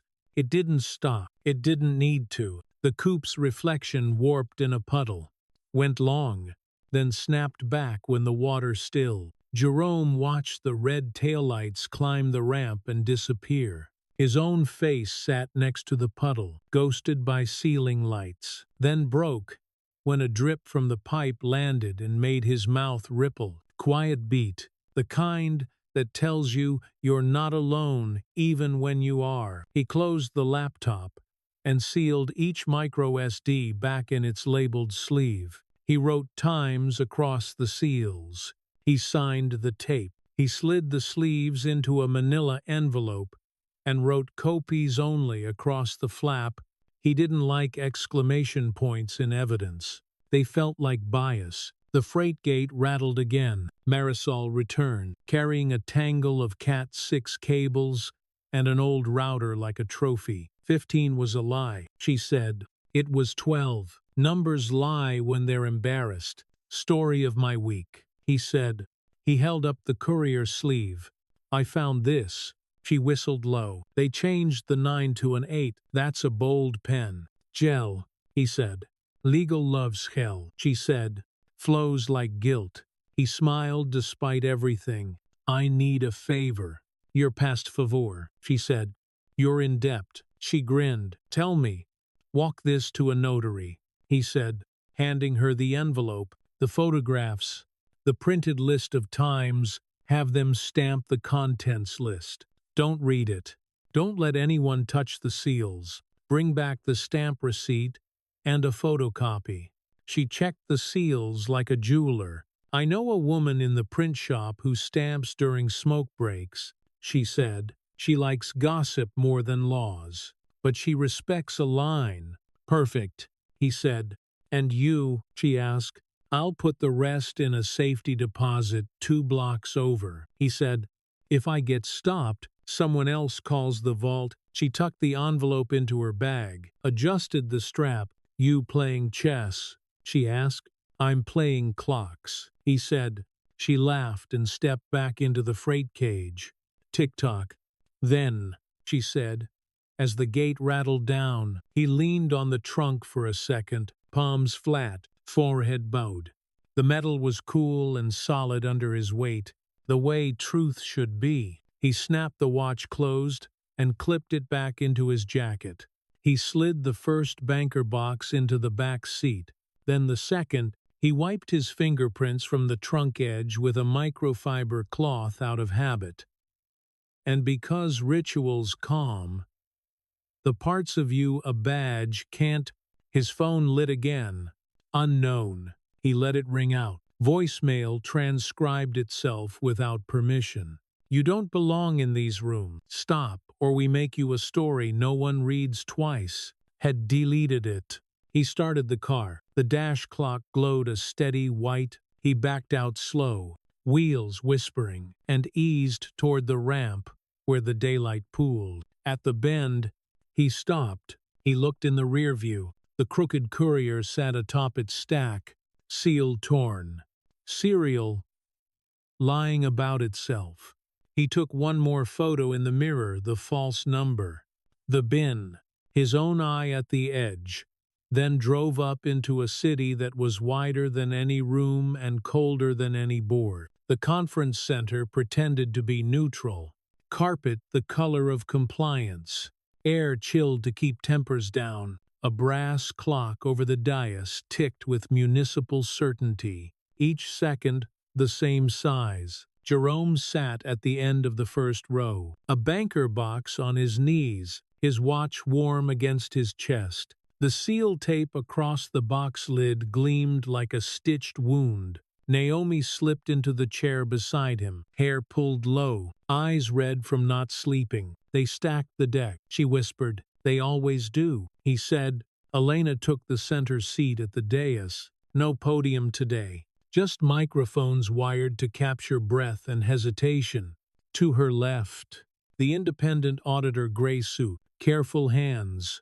To her right, HR and compliance, lanyards like dog tags. Marcus stood at a side table with an easel of exhibits and a smile filed to an edge. a bailiff-type contract security with a clipboard called the Session to Order. Internal Review Board convened at 09. Lingar, he said. The brass clock agreed. Elena leaned in. We're recording, she said. Time and attendance noted. Let's begin. Marcus slid the first board onto the easel. The apartment still. Blue light. The words, not for release, like a brand across Jerome's hands. Mr. Jerome was observed duplicating restricted documents. Marcus said, reasonable. Time stamp tutur. Susha Joe. Confirmed by device logs. Jerome stood. May I respond? He asked. In order, Elena said. Marcus flipped the board. Router LEDs. The caption, unauthorized handshake. Stamped in corporate font, he moved like a magician with a clean conscience. We also discovered a suspicious device on Ms. Vale's network, he said. Installed without authorization. Installed by who? Naomi said. Too loud. Marcus' smile didn't move. We're investigating, he said. Elena's gaze moved to Jerome. Not soft, not sharp, waiting. Jerome lifted the banker box onto the table before the dais. The tape split with a dry kiss. He used a pocket knife to slit the seam and didn't try to hide the blade. The gesture felt like procedure, not threat. Board requests proffer of evidence. The auditor said. Jerome placed 3 envelopes, sealed and countersigned, beside the mic. He slid a thin folder of printed photographs across. He put the watch on top of the stack as if to weigh it down. Chain of custody for last night, he said. Micro SD clones. Router backup logs. Courier receipt with altered serial. Notary stamp on contents index. Marcus stepped forward, already shaking his head. We can't accept items gathered outside sanctioned protocols, he said. Elena looked at the seals. Were originals disturbed? She asked. No, Jerome said. Copies only. Originals remain in situ. Marisol Lopez cloned the cards. I observed. Marisol, HR said. Alert. Facilities. Naomi said quickly. Our best. Marcus flipped a glove from his pocket like an accusation. You put an hourly worker in legal jeopardy, he said. I put a witness where a camera already was, Jerome said. The auditor adjusted his glasses. Let's see what we can see. A tech rolled in a monitor on a squeaky stand. Jerome slotted the first micro SD into a reader and handed it to the tech. The monitor woke to grainy black and white of Elena's kitchen island. The scanner's pass turned the counter into a slow blink lighthouse. The wall clock sat in frame, blunt and honest. Frame 22. Sushaba, 082, Shawu, Jerome said. Pause on. Sirar. The scanner laptop's file list blinked as a duplicate appeared. The timer in the corner read clean. The room leaned forward a fraction. Mirrored file, Jerome said. Not saved by a human hand. Marcus laughed once. Or saved by you, he said. Jerome didn't look at him. Next, he said. The tech swapped cards. Router logs scrolled. Hex into ink. Jerome pointed with a capped pen. Unknown device. Home remote. Requests UPnP permissions at 22. Sushatsi. Wusha R. He said. Granted. Mirrors 2 directories. Disconnects at 22. Sushajo. Sir Sit. That's the life of the ghost file. Elena watched the crawl. Static whispering from the monitor, like something trying to confess. Marcus spread his hand. Logs can be forged, he said. Screenshots. Fabricated. We need chain of custody from an independent custodian. Jerome held up the notary, stamped the receipt, the embossed seal on his contents list. We brought a third party, he said. Time-stamped at 08. Susha. HR leaned toward the seal, fascinated, despite herself. Where did you get the stamp? She asked. Print shop, Naomi said. During smoke breaks. Elena's mouth almost curved, then didn't. Let's hear from Ms. Lopez, the auditor said. Marisol walked in from the side door in her work shirt, hair wrapped, eyes steady. She didn't apologize for the mop streak on her sleeve. State your name, the bailiff said. Marisol Lopez. She said, facilities. You cloned camera cards. The auditor asked. Yes, she said. No one asked me to. No one sees me. I see cameras. A ripple of laughter. It helped and hurt. Marcus pounced. Ms. Lopez, do you have IT certification? He asked. I have keys, she said. I have eyes. I have hands that know how to not drop things. Jerome almost smiled. Marcus did not. Elena lifted a hand. Please address the logs, she said. Marisol nodded at the screen. Blink pattern changed at 22. Sushati, she said. Our routers are old. They tell on themselves. 4-beat burst means friends they didn't choose. Thank you, Elena said. Marcus flipped another exhibit. The manila envelope with Jerome's printed name, a still from the security cam, half in, half out of the slot. You left yourself a package, Marcus said. Staged. Jerome slid a photo across the envelope in situ, analog clock in frame. A second angle with the corridor camera catching his shoulder. The coffee ring matched the dock desk. He said nothing. The photos did the work. Elena looked from one image to the other. Where did this envelope come from? She asked. Marcus's jaw ticked. We haven't identified the mail clerk, he said. R. Knox signed the 0751 courier. Jerome said. He didn't look at Marcus when he said it. The auditor leaned into his mic. Counselor Redding, he said pleasantly. The board would like to hear from Mr. Knox next. Marcus's smile hardened. If he can be found, he said. Naomi slid a folded note toward Jerome under the table edge. He unfolded it with his finger, felt the tremor he wouldn't show. Priya is waiting on video. She'll testify. Jerome nodded once. The watch ticked. 3 beats. Like a witness breathing. Elena took a longer breath. We'll recess for 10 minutes, she said. Then we'll hear external statement from Ms. Sharma. The brass clock said 09. Sushayi. The minute hand pulled up its socks. They broke. People stood just to stand. Papers shuffled. Chairs complained.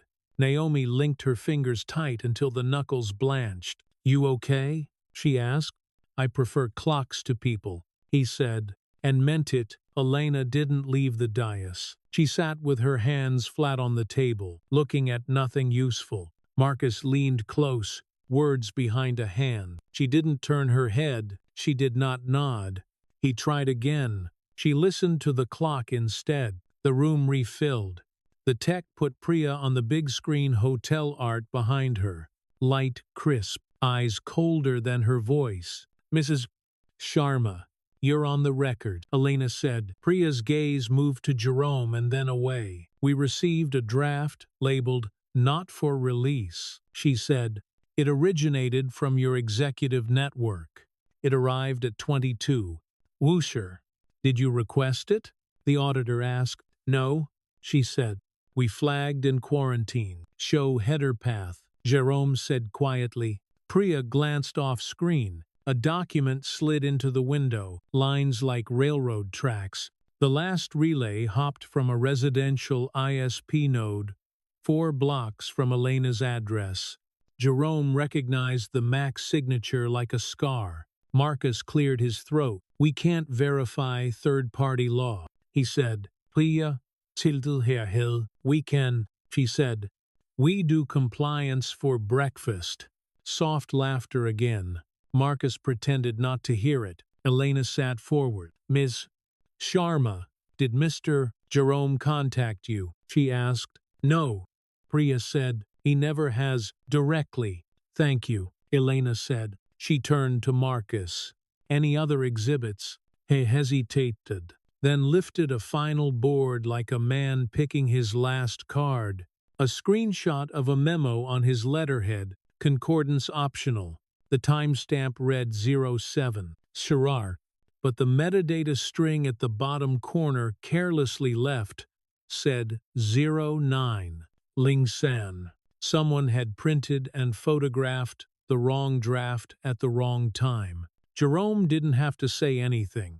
Naomi didn't. The auditor didn't either. The clock did it for them. Loud now. Each second, a hammer. Marcus swallowed. Clerical error. He said. Elena looked at him the way a surgeon looks at a foreign object in a scan. Clerks don't change time, she said. He tried to smile. It didn't arrive. Mr. Jerome, the auditor said, please step outside while we confer on admissibility. The words landed like furniture moved in the night. Jerome gathered the banker box, the envelopes, the weight of other people's facts. He left the watch on the table, on purpose. He wanted it visible. He walked to the door without hurrying. Carpet, brass bar, cold handle. The hinge sounded tired when it swung. In the corridor, the air warmed by a degree, like the building let its tie loosen when no one looked. He sat on a bench, under a framed photograph of the original factory men in shirt sleeves, women at typewriters, a river like a line of graphite. He folded his hands and stared at the floor until the speckles turned into a map. Footsteps came. Soft, expensive. Elena stopped in front of him, up close. The control cost showed at the corners of her eyes. You shouldn't have been suspended, she said. You signed it, he said. I was afraid, she said. He looked at the photograph instead of her mouth. Fear's a fine reason. It's not a defense, she said. No, he said. She glanced at the closed door. They'll push to exclude your copies, she said. They'll say procedure. Procedure is on my side, he said. I know, she said. The hallway went quiet enough to hear the muffled clock through the wall. It ticked like a patient on a monitor. You believe me now, he said. I did last night, she said. I couldn't say it. You can now, he said. She nodded. Once, the motion looked heavier than it should. I'm going back in, she said. When they call you, keep it clean. It's all I have, he said. She turned to go, then stopped. What's the word on the watch? She asked. On time. Together, he said. Let's try both, she said, and was gone. He sat 3 more breaths. The door opened. The bailiff's face appeared, impassive as pour concrete. Board will hear from Mr. Jerome, he said. Jerome stood. He adjusted his jacket, checked the envelopes with his fingers, and walked back into the cold. The hinge groaned the same way. He liked that. Things that groan are carrying something worth the noise. The room took him back like a vault. Takes air slow, controlled, colder than it needs to be. The brass clock on the wall ticked in measured bites. His watch sat where he'd left it, gleaming beside the envelopes like a small, stubborn witness. Elena nodded him toward the microphone. Mr. Jerome, she said. For the record, he placed both hands on the table, fingers open, nails clean, the way you do when you don't want anyone to think you're hiding a blade. Last night, Arshar, 40 to 23. Linling, he said, voice even. Ms. Vale and I scanned annex pages with a clock in frame, labels signed, glass cleaned between each pass. At 22, Sishaba, Shirar. A duplicate file appeared without manual input. Router logs show a UPnP handshake from a device labeled Home Remote. MAC ending in 3C, 9A. The device mirrored 2 directories, then dropped. The auditor adjusted his pen. Your basis for those times, he slid the notary receipt across, the embossed seal biting into paper like a coin through cloth. Stamped at 0844 on the contents list. Camera cards cloned at 08. Arshar. Chain intact. Originals untouched. Marcus stood with a smile that preferred knives. And we're to accept, that a driver understands network logs. Jerome didn't look at him. I understand what a 4-beat blink means, he said. Old routers gossip. Soft laughter from the back. It died fast. Elena leaned forward, elbows off the table. Continue, she said. He tapped a photograph, the manila envelope, half fed to the mail slot. This arrived 07. Wuxi, he said. Receipt signed R. Knox. The serial on the top courier reads SE94216. Someone altered the 9 to an 8 gel ink where ballpoint should be. Marcus cleared his throat. Speculation is not evidence. Smudge test, says Hill. Jerome said, mailroom uses ballpoint to avoid roller transfer. You can check the ink cartridge bin. The auditor lifted a brow, intrigued against his better judgment. We will, he said. Elena turned her gaze to Marcus. Where is Mr. Knox? Unavailable, Marcus said smoothly. He left early. Family emergency. Naomi, at the table's edge, handed a folded note to the bailiff, who took it to the dais with a neutral face. The auditor read, then whispered to Elena. She nodded once. Mr. Knox is on a recorded line, she said. We'll hear him now. The speakers filled with a man's voice, thin with distance. Doc Guard Knox, he said, delivered 3 couriers at 07. Wuxi. One was already open when it arrived. I flagged it. Legal said it was fine. Which legal? Elena asked. Silence rubbed against the mic. Mr. Don Redding's office, Knox said. A woman on his team. Marcus raised both palms. Amused. Your Honor. Hearsay. Elena didn't smile. This is not a court, she said. It's a ledger. Jerome let the words settle. Ledger. Honor tallied in quiet figures. Show the network headers from the Sing quarantine. The auditor said. Priya reappeared on the large screen, composed as marble. She shared the document. The path of the ghost file, walking through IP blocks toward her servers. The last hop, a residential node 4 blocks from Elena's building. Device signature, Jerome asked, matches 3 C9 amperes. Priya said, your old routers gossip. Mr. Jerome. Our Sing. Laughter again. A hair warmer. Marcus didn't move. The auditor turned to HR. Do we have a record of devices authorized on Ms. Vale's network? HR scanned a printout with a fingertip. Camera. Printer. Workstation. No home remote. Counselor Redding. The auditor said. Almost kind. Your exhibit. Marcus slid a new board onto the easel. The same 30-second clip. Corporate blue. Washing everything into suspicion. Edited or not, he said. It shows intent, not for release in the subject's hand. Jerome felt Elena's eyes without meeting them. He kept his voice steady. We baited the mirror, he said. I wrote that to track the theft. And why would you bait your own employer? Marcus asked, incredulous. Because my employer was already bitten, Jerome said. A murmur. The clock kept time. The HVAC sighed. Marcus stepped closer. Perfume of mint and something expensive. Let's speak plain, he said. You felt overlooked. You wanted leverage. You took it. Jerome's jaw worked once. He put his palm flat on the table, skin against wood, a steadying thing. What I want, he said, is a seat map that doesn't erase people. Marcus tilted his head. And you made yourself the map. Maps are for getting home, Jerome said. Marcus smiled like he'd been waiting. Is this about race? Silence went deep and mean. The air chilled another degree. Jerome let the question hang long enough to make it ugly. It's about accuracy, he said. But accuracy has a color in buildings like this. We pretend not to see it. We trip anyway. The auditor cleared his throat gently. Counselor Redding, he said. Question withdrawn. Elena spoke, voice steady now. We will not weaponize that line. Marcus spread his hand. Faux contript. I'm exploring motive. Your motive is clear, Elena said. The room registered the shift, a power wire, rerouted.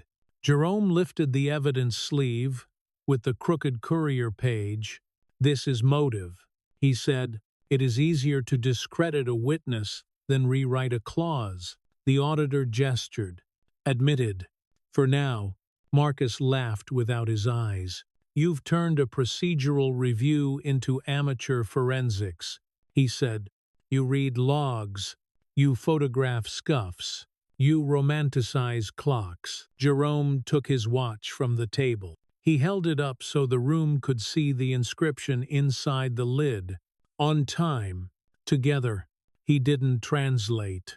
He didn't sermonize. He set the watch back. Gentle. Honor is a ledger, he said quietly. Marcus rolled his eyes. Putri. Accountancy, Jerome said. The auditor's patience ran like a thin thread but held. We have enough on the leak for preliminary findings, he said. 2 more questions. He turned to Elena, who authorized Mr. Jerome's suspension. Elena did not look away. I did, she said. On what basis? Fear, she said.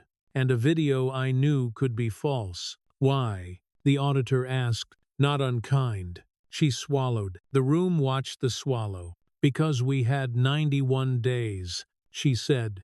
And men like Mr. Redding know how to make rooms panic. Marcus smiled as if complimented. The auditor nodded. Thank you. He turned to Jerome. Last, will you surrender the devices you used for your copies for independent imaging? Yes, Jerome said. HR leaned into her mic. And the watch, she added, almost apologetics. It appears in file reflections. Counsel insists. Jerome felt it before he understood it, the small grief of metal leaving skin. He unclipped the chain from his buttonhole. The room made a sound, almost chuckle, almost pity. He opened the lid one last time, not to read the words, but to feel the hinge. He closed it with a soft click that sounded louder than any gavel. He placed the watch into a clear bag. The tech held open, the plastic crinkling like cheap rain. Seal, HR said softly. The tech sealed. A red strip fused. The watch looked smaller inside plastic, like a fish in a bag from a fair. His wrist felt pale and oddly naked. He resisted the urge to rub the mark, where the chain had rested. Irreversible. For now, the room felt it. The auditor stacked papers. A ritual to keep from deciding too quickly. We recess for 30 minutes, he said. The board will review admissibility and recommend next steps. Gavel without gavel. Chairs scraped. The brass clock marched on. Jerome stepped back from the table. The absence of the watch pulled at him with quiet gravity. Naomi touched his sleeve. I'm sorry, she whispered. It's correct, he said. Chain is the only thing that speaks without stuttering. Marisol waited by the side door, a badge clipped, where a badge used to hang. She held up a photocopy of a notary stamp, like a small flag. Got your receipt, she said. Good, he said. He took it with fingertips. Careful not to smudge the raised seal. Keep a copy with you. She glanced at his wrist. They took it, she said. It'll tell the truth in a lab, he said. She clicked her tongue. Clocks hate labs. He almost smiled. They like light. Elena approached. Her pinched control had softened into something like decision. You're coming back in, she said. When this breaks, we break it our way. It will cost you, he said. It already has, she said. Behind them, Marcus spoke to a cluster of legal associates. Low. Fast. The way a man talks to a horse that might bolt. He glanced over once, eyes sliding, and then returning, as if light had bounced wrong in his lens. He checked his phone. He whispered to HR. He checked the clock. Overreach. Looks like focus until it doesn't. Jerome walked to the window. That wasn't a window. Just frosted glass. meant to suggest outside. He pressed his palm to it. Cool. No give. A faint hum from the building's heart. He focused on the silence between ticks. He remembered his mother's voice. Save your anger for when it buys something. He counted to 5, then to 10, then stopped counting and listened. The bailiff's voice cut through the murmur. Board reconvening. He said, people returned to their places. The brass clock's second hand climbed another notch and rested there, as if surprised by its own progress. Jerome sat. The plastic-wrapped watch lay on a cart by the tech's knee, red seal bright against clear. A heart under vinyl. Elena squared her shoulders. Naomi pulled a legal pad closer and uncapped her pen. Marisol stood in the shadow of a pillar, neither in nor out, a hinge disguised as a person. The door closed. The hinge complained like an honest friend. The auditor shuffled once, set his papers, and lifted his head. The ledger was about to speak. The board filed back with faces that wanted to be blank and failed. The brass clock ticked, patient as weather. The plastic bag with his watch glinted on the tech cart like a fish waiting for release. Elena spoke first. Admissibility, she said.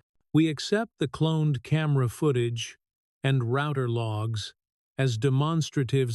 Originals remain under facilities custody pending IT imaging. The courier envelope copy is admitted. Mr. Knox's call is preserved for follow-up. Marcus stood, smoothing a non-existent wrinkle. We object. He said, Chain. Chain holds for now. The auditor said, objection preserved.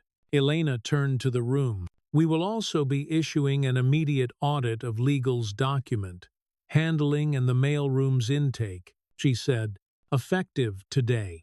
A small sound moved through the audience, a murmur with teeth. Marcus smiled wider. His eyes didn't. Now, the auditor said, we have a second matter tangential to this review. Counselor Redding, please address procurement of external remediation services referenced in your email, marked 07, Itsen Lambai Ling Jo, Ling San. Marcus's cheek twitched. He kept the smile on. Standard reputational monitoring, he said. We live in the real world. Vendor name, the auditor asked. Galen Strategies, he said. Retained monthly. Naomi's pen stalled mid-scratch. Jerome felt the room's air shift, like a vent opening. Produce the sow, Elena said. It's privileged. Marcus said. Privilege does not apply to line item. The auditor said. This isn't a fishing expedition. It's basic hygiene. Marcus looked at HR as if she might throw him a rope. She coughed into her lanyard. Counselor, Elena said. Voice cooled. Now. He gestured to an associate, who slid a folder forward like a sacrament he didn't believe in. Elena flipped pages. The brass clock counted a long 10. She stopped and read. The room waited as rooms do. When power learns something it should have known yesterday. She lifted her eyes. You authorized a content seeding intervention last night at 22. Censure, she said. Deliverable. Video asset designed to accelerate internal containment. Marcus didn't blink. Containment is duty, he said. Asset was fabricated, she said. Edited, he said. Every video is curated. By who? The auditor asked. Galen, Marcus said. They source from raw material. Jerome watched the word source do a small, ugly dance. He saw the way Marcus said it, like it absolved the hand that hired the knife, because the knife came in a box. Payment instrument? The auditor asked. Department card. Marcus said. Approved expense. Elena closed the folder. Effective now, she said. Legal's authority over external vendors is suspended pending review. Counselor Redding, surrender your card. Marcus laughed once. Brittle. Are we performing for the cameras? Elena didn't answer. She held out her hand like a mother asking a child for matches. He hesitated a fraction, then drew the black card from his wallet and placed it in her palm. The small slap of plastic on wood sounded like a tiny loss of country. Proceed, the auditor said. Jerome rose. May I add context? He asked.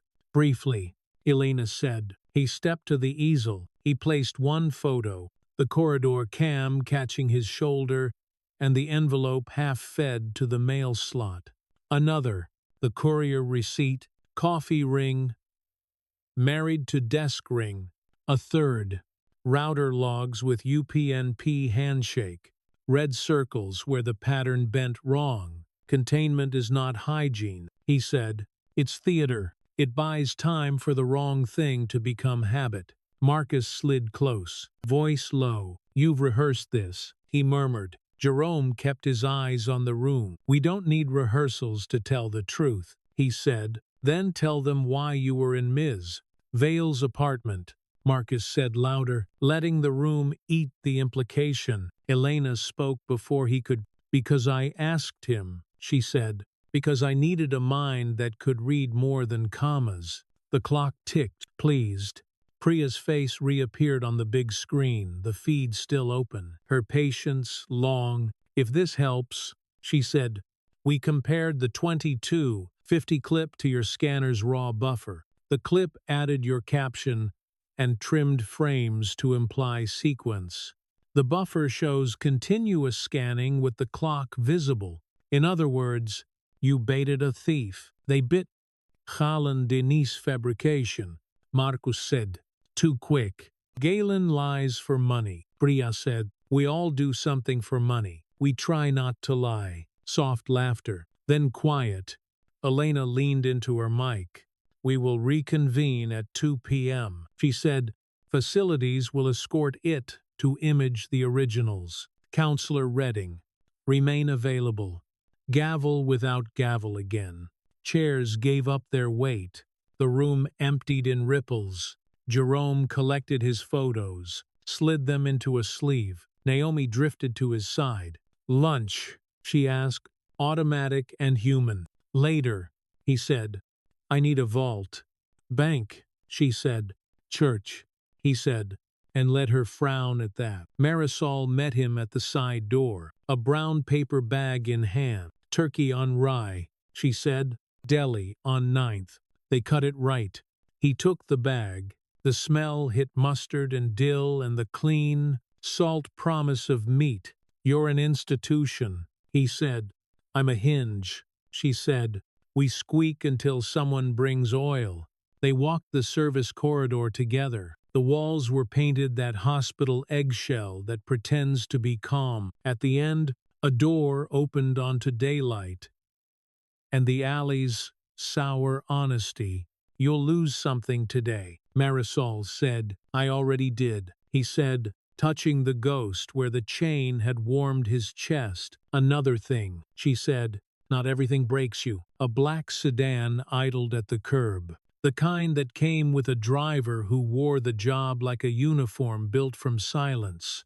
The rear window slid down. A man leaned toward the gap, late 50s, hair combed with chemicals, eyes set to predation. Jerome recognized him from a donor wall plaque upstairs. Galen's local liaison. Or worse, Mr. Jerome, the man said, voice dipped in politeness. Let's not make this uglier. Step out, Jerome said. Threat, the man said. Amused. Sunlight, Jerome said. The man smiled and stayed seated. We seeded and edit. We do that for a living. You reverse-engineered our toy. I'm impressed. Walk away with a little grace and a consulting fee. You've earned a softer landing. Marisol angled herself half a step closer to Jerome, broom handle tucked under her arm like a lance. He doesn't need your airbags, she said. The man's smile didn't change. You're not on the call sheet, he said. So often true, she said. So often wrong. Jerome watched a pigeon hop near the sedan's tire, bobbing like a metronome, unconcerned by power. He lowered his voice. "Here's my offer," he said. "You deliver the raw you were given and the emails that hired you. You do that by 2. In return, I don't name you on the record today." The man laughed. "Short. You think you have standing. I have clocks," Jerome said. "A romantic," the man said. "We break romantics like twigs. Sometimes they float." Marisol said. The rear window slid up. The sedan eased into the lane and turned, taillights blinking twice before disappearing. Jerome breathed the alley air, garbage sweet, steam pipe metallic. He felt no cleaner. He felt awake. They crossed to the street. The city noon ran hot and indifferent. He ate half the sandwich on a bench at the bank's corner, while Marisol watched an old man argue with a parking meter and then shake its metal head like a priest denying absolution. "You really going to church?" she asked. "Vault under a church," he said. "Safe deposit. Less cameras. More faith." She nodded as if this made the kind of sense only the tired understand. "I'll see you at 2, she said. "Bring back that watch." He half smiled. "I'll try." Inside the bank's cooled quiet, a woman with a precise bob and a name tag that said H. Whitcomb led him to a small room where keys clinked like restrained bells. "2 forms of ID, she said. He handed her a passport and a union card from a job older than this story. She nodded, satisfied by the weight of paper. No sermon about purpose, just procedure. In the vault, he slid the envelopes, the cloned cards, the notary copies into a box with a little velvet liner that pretended to be luxury. He added a note in block print. If requested by board under seal, release to Auditor Ash. He dated it. He photographed box number, clerk, wall clock. He signed the log. He breathed. On the way out, his phone buzzed, unknown again. He let it go to text. "We have the watch. Don't push." He looked at the screen, then at his empty lapel, then at the brass door handle, where his reflection bent into something wider than himself. He typed back 2 words. "We're pushing." At 1, Wushassan. He re-entered the conference center. The brass clock approved. The tech cart still bore the plastic bag like a trophy behind glass. Marcus stood alone at the easel, shuffling papers that had forgotten how to be helpful. His jaw worked. His phone buzzed and he didn't pick it up. Overreach had a smell. Jerome realized metal warmed by too many hands. Elena returned. Tie of hair reset. A cut on her thumb, taped shut small. "Human." She lifted her mic. "2 updates," she said. First, it confirmed the presence of Home Remote on Ms. Vale's network, unauthorized. Second, we received a Dropbox link at 13:29 from an anonymous sender containing the raw video buffer from Galen Strategies. The buffer matches our device logs. Marcus's face didn't have a place to go. He stood still and let the facts run around him like dogs that wouldn't heel. "Counselor Redding," the auditor said, "do you wish to respond?" He lifted his hands. "We engaged a vendor," he said, voice thinner. "They exceeded scope." "Scope, you wrote," Elena said. He hatched a laugh that didn't survive its birth. "We're playing with language now." "We always were," she said. The auditor nodded once. "Findings," he said. "Preliminary. Mr. Jerome's suspension is lifted, effective immediately. External vendor engagement through legal is frozen. We refer potential vendor fraud to outside counsel. We continue imaging and review." A sound moved through Jerome. He hadn't wanted to name something like relief, but shaped like a bruise. Naomi exhaled and forgot to look cool about it. Marisol tipped her chin at him from the shadow by the pillar, a hinge at ease for once. "And," Elena added, voice quieter now, "we will address how we treat the people who keep this place upright." Not as a footnote. The clock ticked. The room didn't clap. They just sat with it. HR gestured to the tech. The tech rolled the cart forward. and peeled the red strip like careful skin. He handed the plastic-wrapped watch to the auditor, who examined the seal, then to Elena, who did not open it. She passed it to Jerome. He held the bag. The watch inside glowed dully, as if it had learned to breathe through plastic. He didn't rip the strip. He pressed his fingers against the clear shield, felt the cool of the case, the promise of the hinge. He set it on the table in front of him and left it sealed. Marcus gathered his board, slower than he'd planned. He looked at Jerome as if seeing a person where a placeholder had stood. It didn't stick. He turned to leave, paused at the door, and glanced up at the brass clock like a man checking a sky he doesn't own. Jerome watched him go. He watched the room reset itself around a new center. He watched the second hand find 211 and step over it. Then he reached for the bag and slid it an inch closer without breaking the seal. Some wins you don't unwrap right away. Even victory hours smell like carpet glue and burned coffee. The hearing room emptied by halves, then quarters, until only people who sweep and people who stay stood under the brass clock. Its second hand kept stepping like a weary soldier. The plastic bag with the watch sat in front of Jerome, red seal unbroken, case catching dull light. Elena approached with a folder and a bandaged thumb. "Walk," she said, voice low. Before the next fire, they took the back corridor, the one with frosted glass that suggested trees where there were none. The air ran cooler. Their shoes made an even conversation on tile. "I'm reinstating you," she said. "Full access." "I saw," he said, "and I'm asking for more than that," she said. "Head a unit. Cultural intel. Formal. Budgeted. Your maps, not mine." He kept his face level. "You'll take the cost, it's already on the ledger," she said. "Might as well earn it." They reached the stairwell that smelled like dust and a memory of rain. A custodian cart waited on the landing yellow sign. Flipped to Cuidado. A mop head dripped once, counting time. "You suspended me when you knew better," he said. "Yes," she said. She met his eyes. "I'll spend the rest of my days paying that back." He nodded once. "We start with seats," he said. "Contracts, names, pronouns, clocks in rooms that never had one." "Seats," she asked. "Who sits where tells the truth faster than memos?"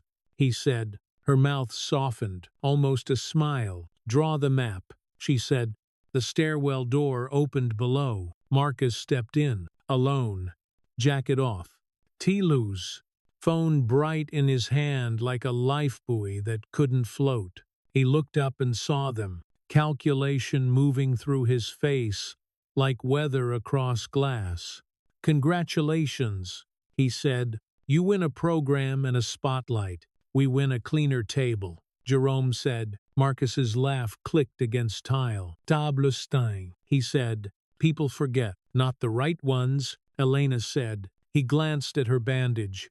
"You cut yourself and called it sacrifice," he said. "How quaint." Elena didn't answer. She watched him like a surgeon measuring where to cut. He took the stair, 2 at a time, until he stood level. "Here's how this goes," Marcus said, breath steadying. "We keep our mouths closed, release a joint statement, throw Galen under a bus they own anyway. The board calms.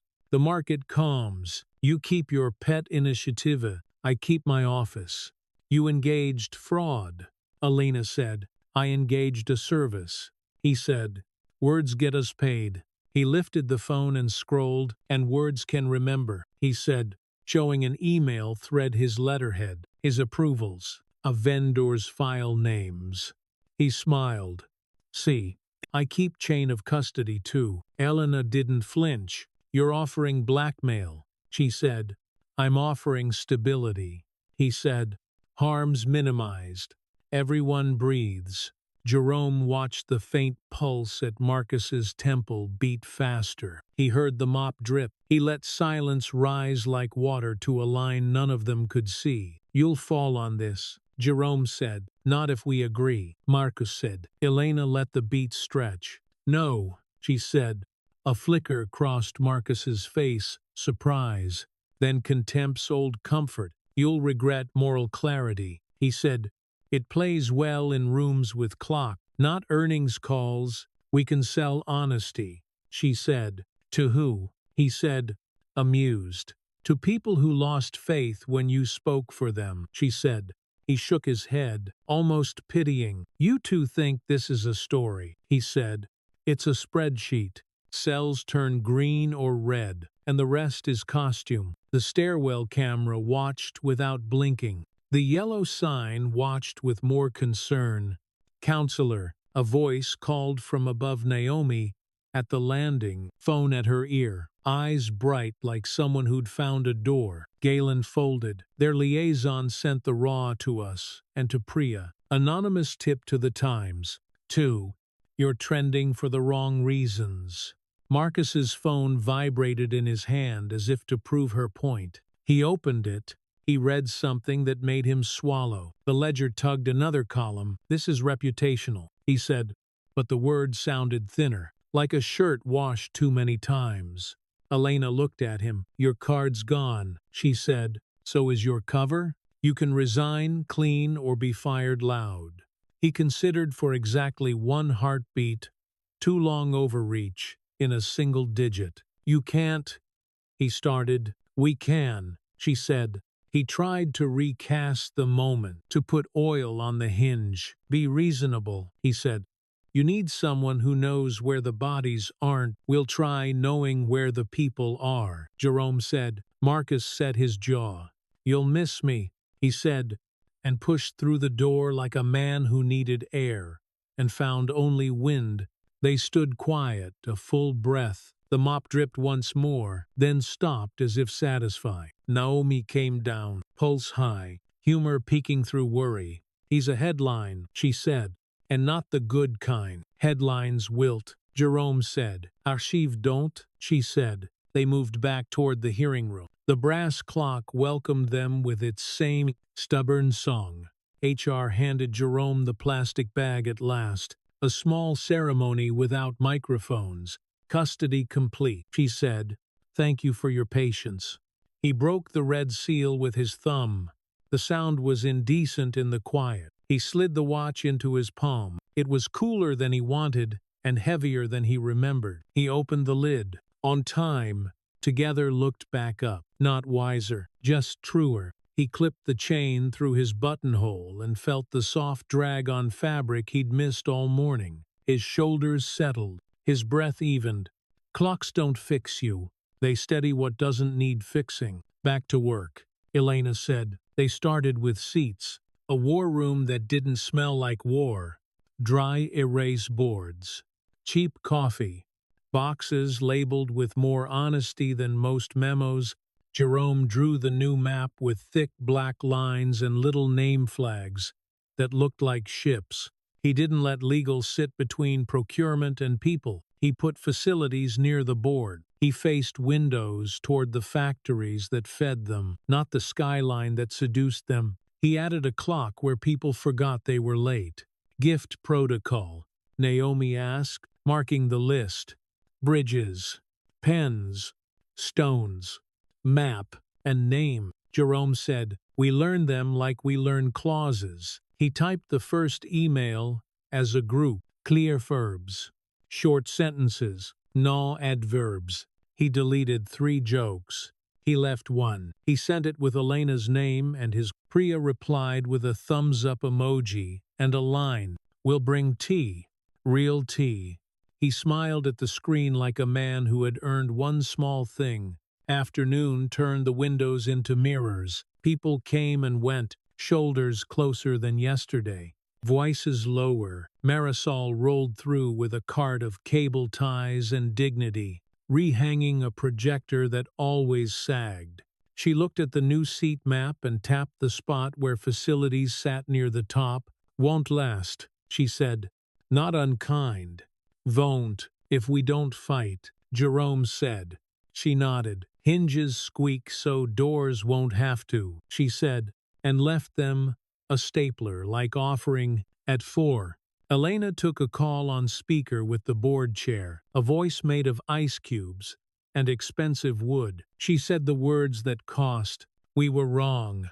We are correcting. Here is the plan." Jerome watched her hands while she spoke. They didn't shake. They were clean. After, the building exhaled. Someone laughed in the hallway and didn't feel guilty about it. Someone cried in a bathroom and did. That's how places change, in increments too small to sell, inside rooms without windows. He returned to the garage at dusk to meet a courier from the church vault. The ceiling lights buzzed in a choir of their own. The crooked courier he'd photographed that morning was gone, the bin neat and smug. He took a picture of the absence. Sometimes the gap is the proof. His phone hummed, a text from his mother. "Saw you on TV. Lord, that tie, proud of you. Eat." He sent back a photo of the watch catching a smear of blue from the dashboard screen. On time, he wrote, "Together." He drove toward the river for the first clear air of the day. The water ran gray. A belt pulled snug around the city's waist. He parked by the pier where teenagers practiced being invincible, and old men played chess like they were revising treaties. The evening smelled like fish and rain, and a vendor's onions dying on a grill. Elena joined him on the bench without ceremony. She held a small, silk-wrapped box. "For tomorrow," she said. He unwrapped it. Inside lay a card case. Not antique, but well-made. The brass warm now, not museum old. On the inside lid, engraving. Names first, then contracts. He ran his thumb over the letters, felt the tool marks as if they mattered. "We'll be late to some things," she said. "We'll be early to others," he said. They watched the ferry pull away, white wake, cutting the river into editable lines. Kids shouted.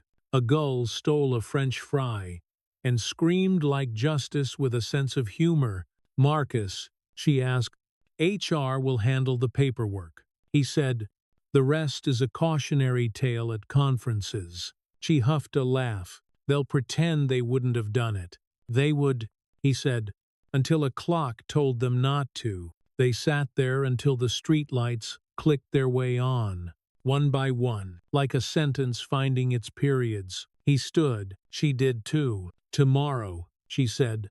"On time," he said. He walked to the car and opened the door. The watch chain tugged at his jacket. A small, familiar veto. He checked the time because that is a thing you do when you have fought to make time honest. The second hand passed the 12 and marched on. He looked back once at the bench, at the silk cloth folded tight, at the river bending light. The city hummed its usual song, now with a harmony that hadn't been there yesterday. He turned the keyless starter. The engine answered with a soft vow. He drove into the blue. In the end, on time. Together is not a story about a man winning back his reputation. It's a meditation on dignity, truth, and the quiet courage it takes to stay visible in a world that profits from your silence. Jerome's journey reminds us that justice doesn't always arrive on schedule, but it does arrive for those who keep the record clean and their conscience cleaner. We all walk through institutions, families, workplaces, societies that ask us to look away. But as the saying goes, the only thing necessary for the triumph of evil is for good people to do nothing. This story asks us to look even when looking costs something, to speak even when silence feels safer. It reminds us that fairness isn't a gift from the powerful, it's a practice built one honest act at a time. In every unjust room, there's always a hinge, a person who squeaks, insists, and keeps the door from sealing shut. Be that hinge. Don't let fatigue, fear, or cynicism make you complicit in someone else's lie, because integrity, like gold, doesn't fear fire. It reveals itself through it. If this story moved you, share your reflections in the comments.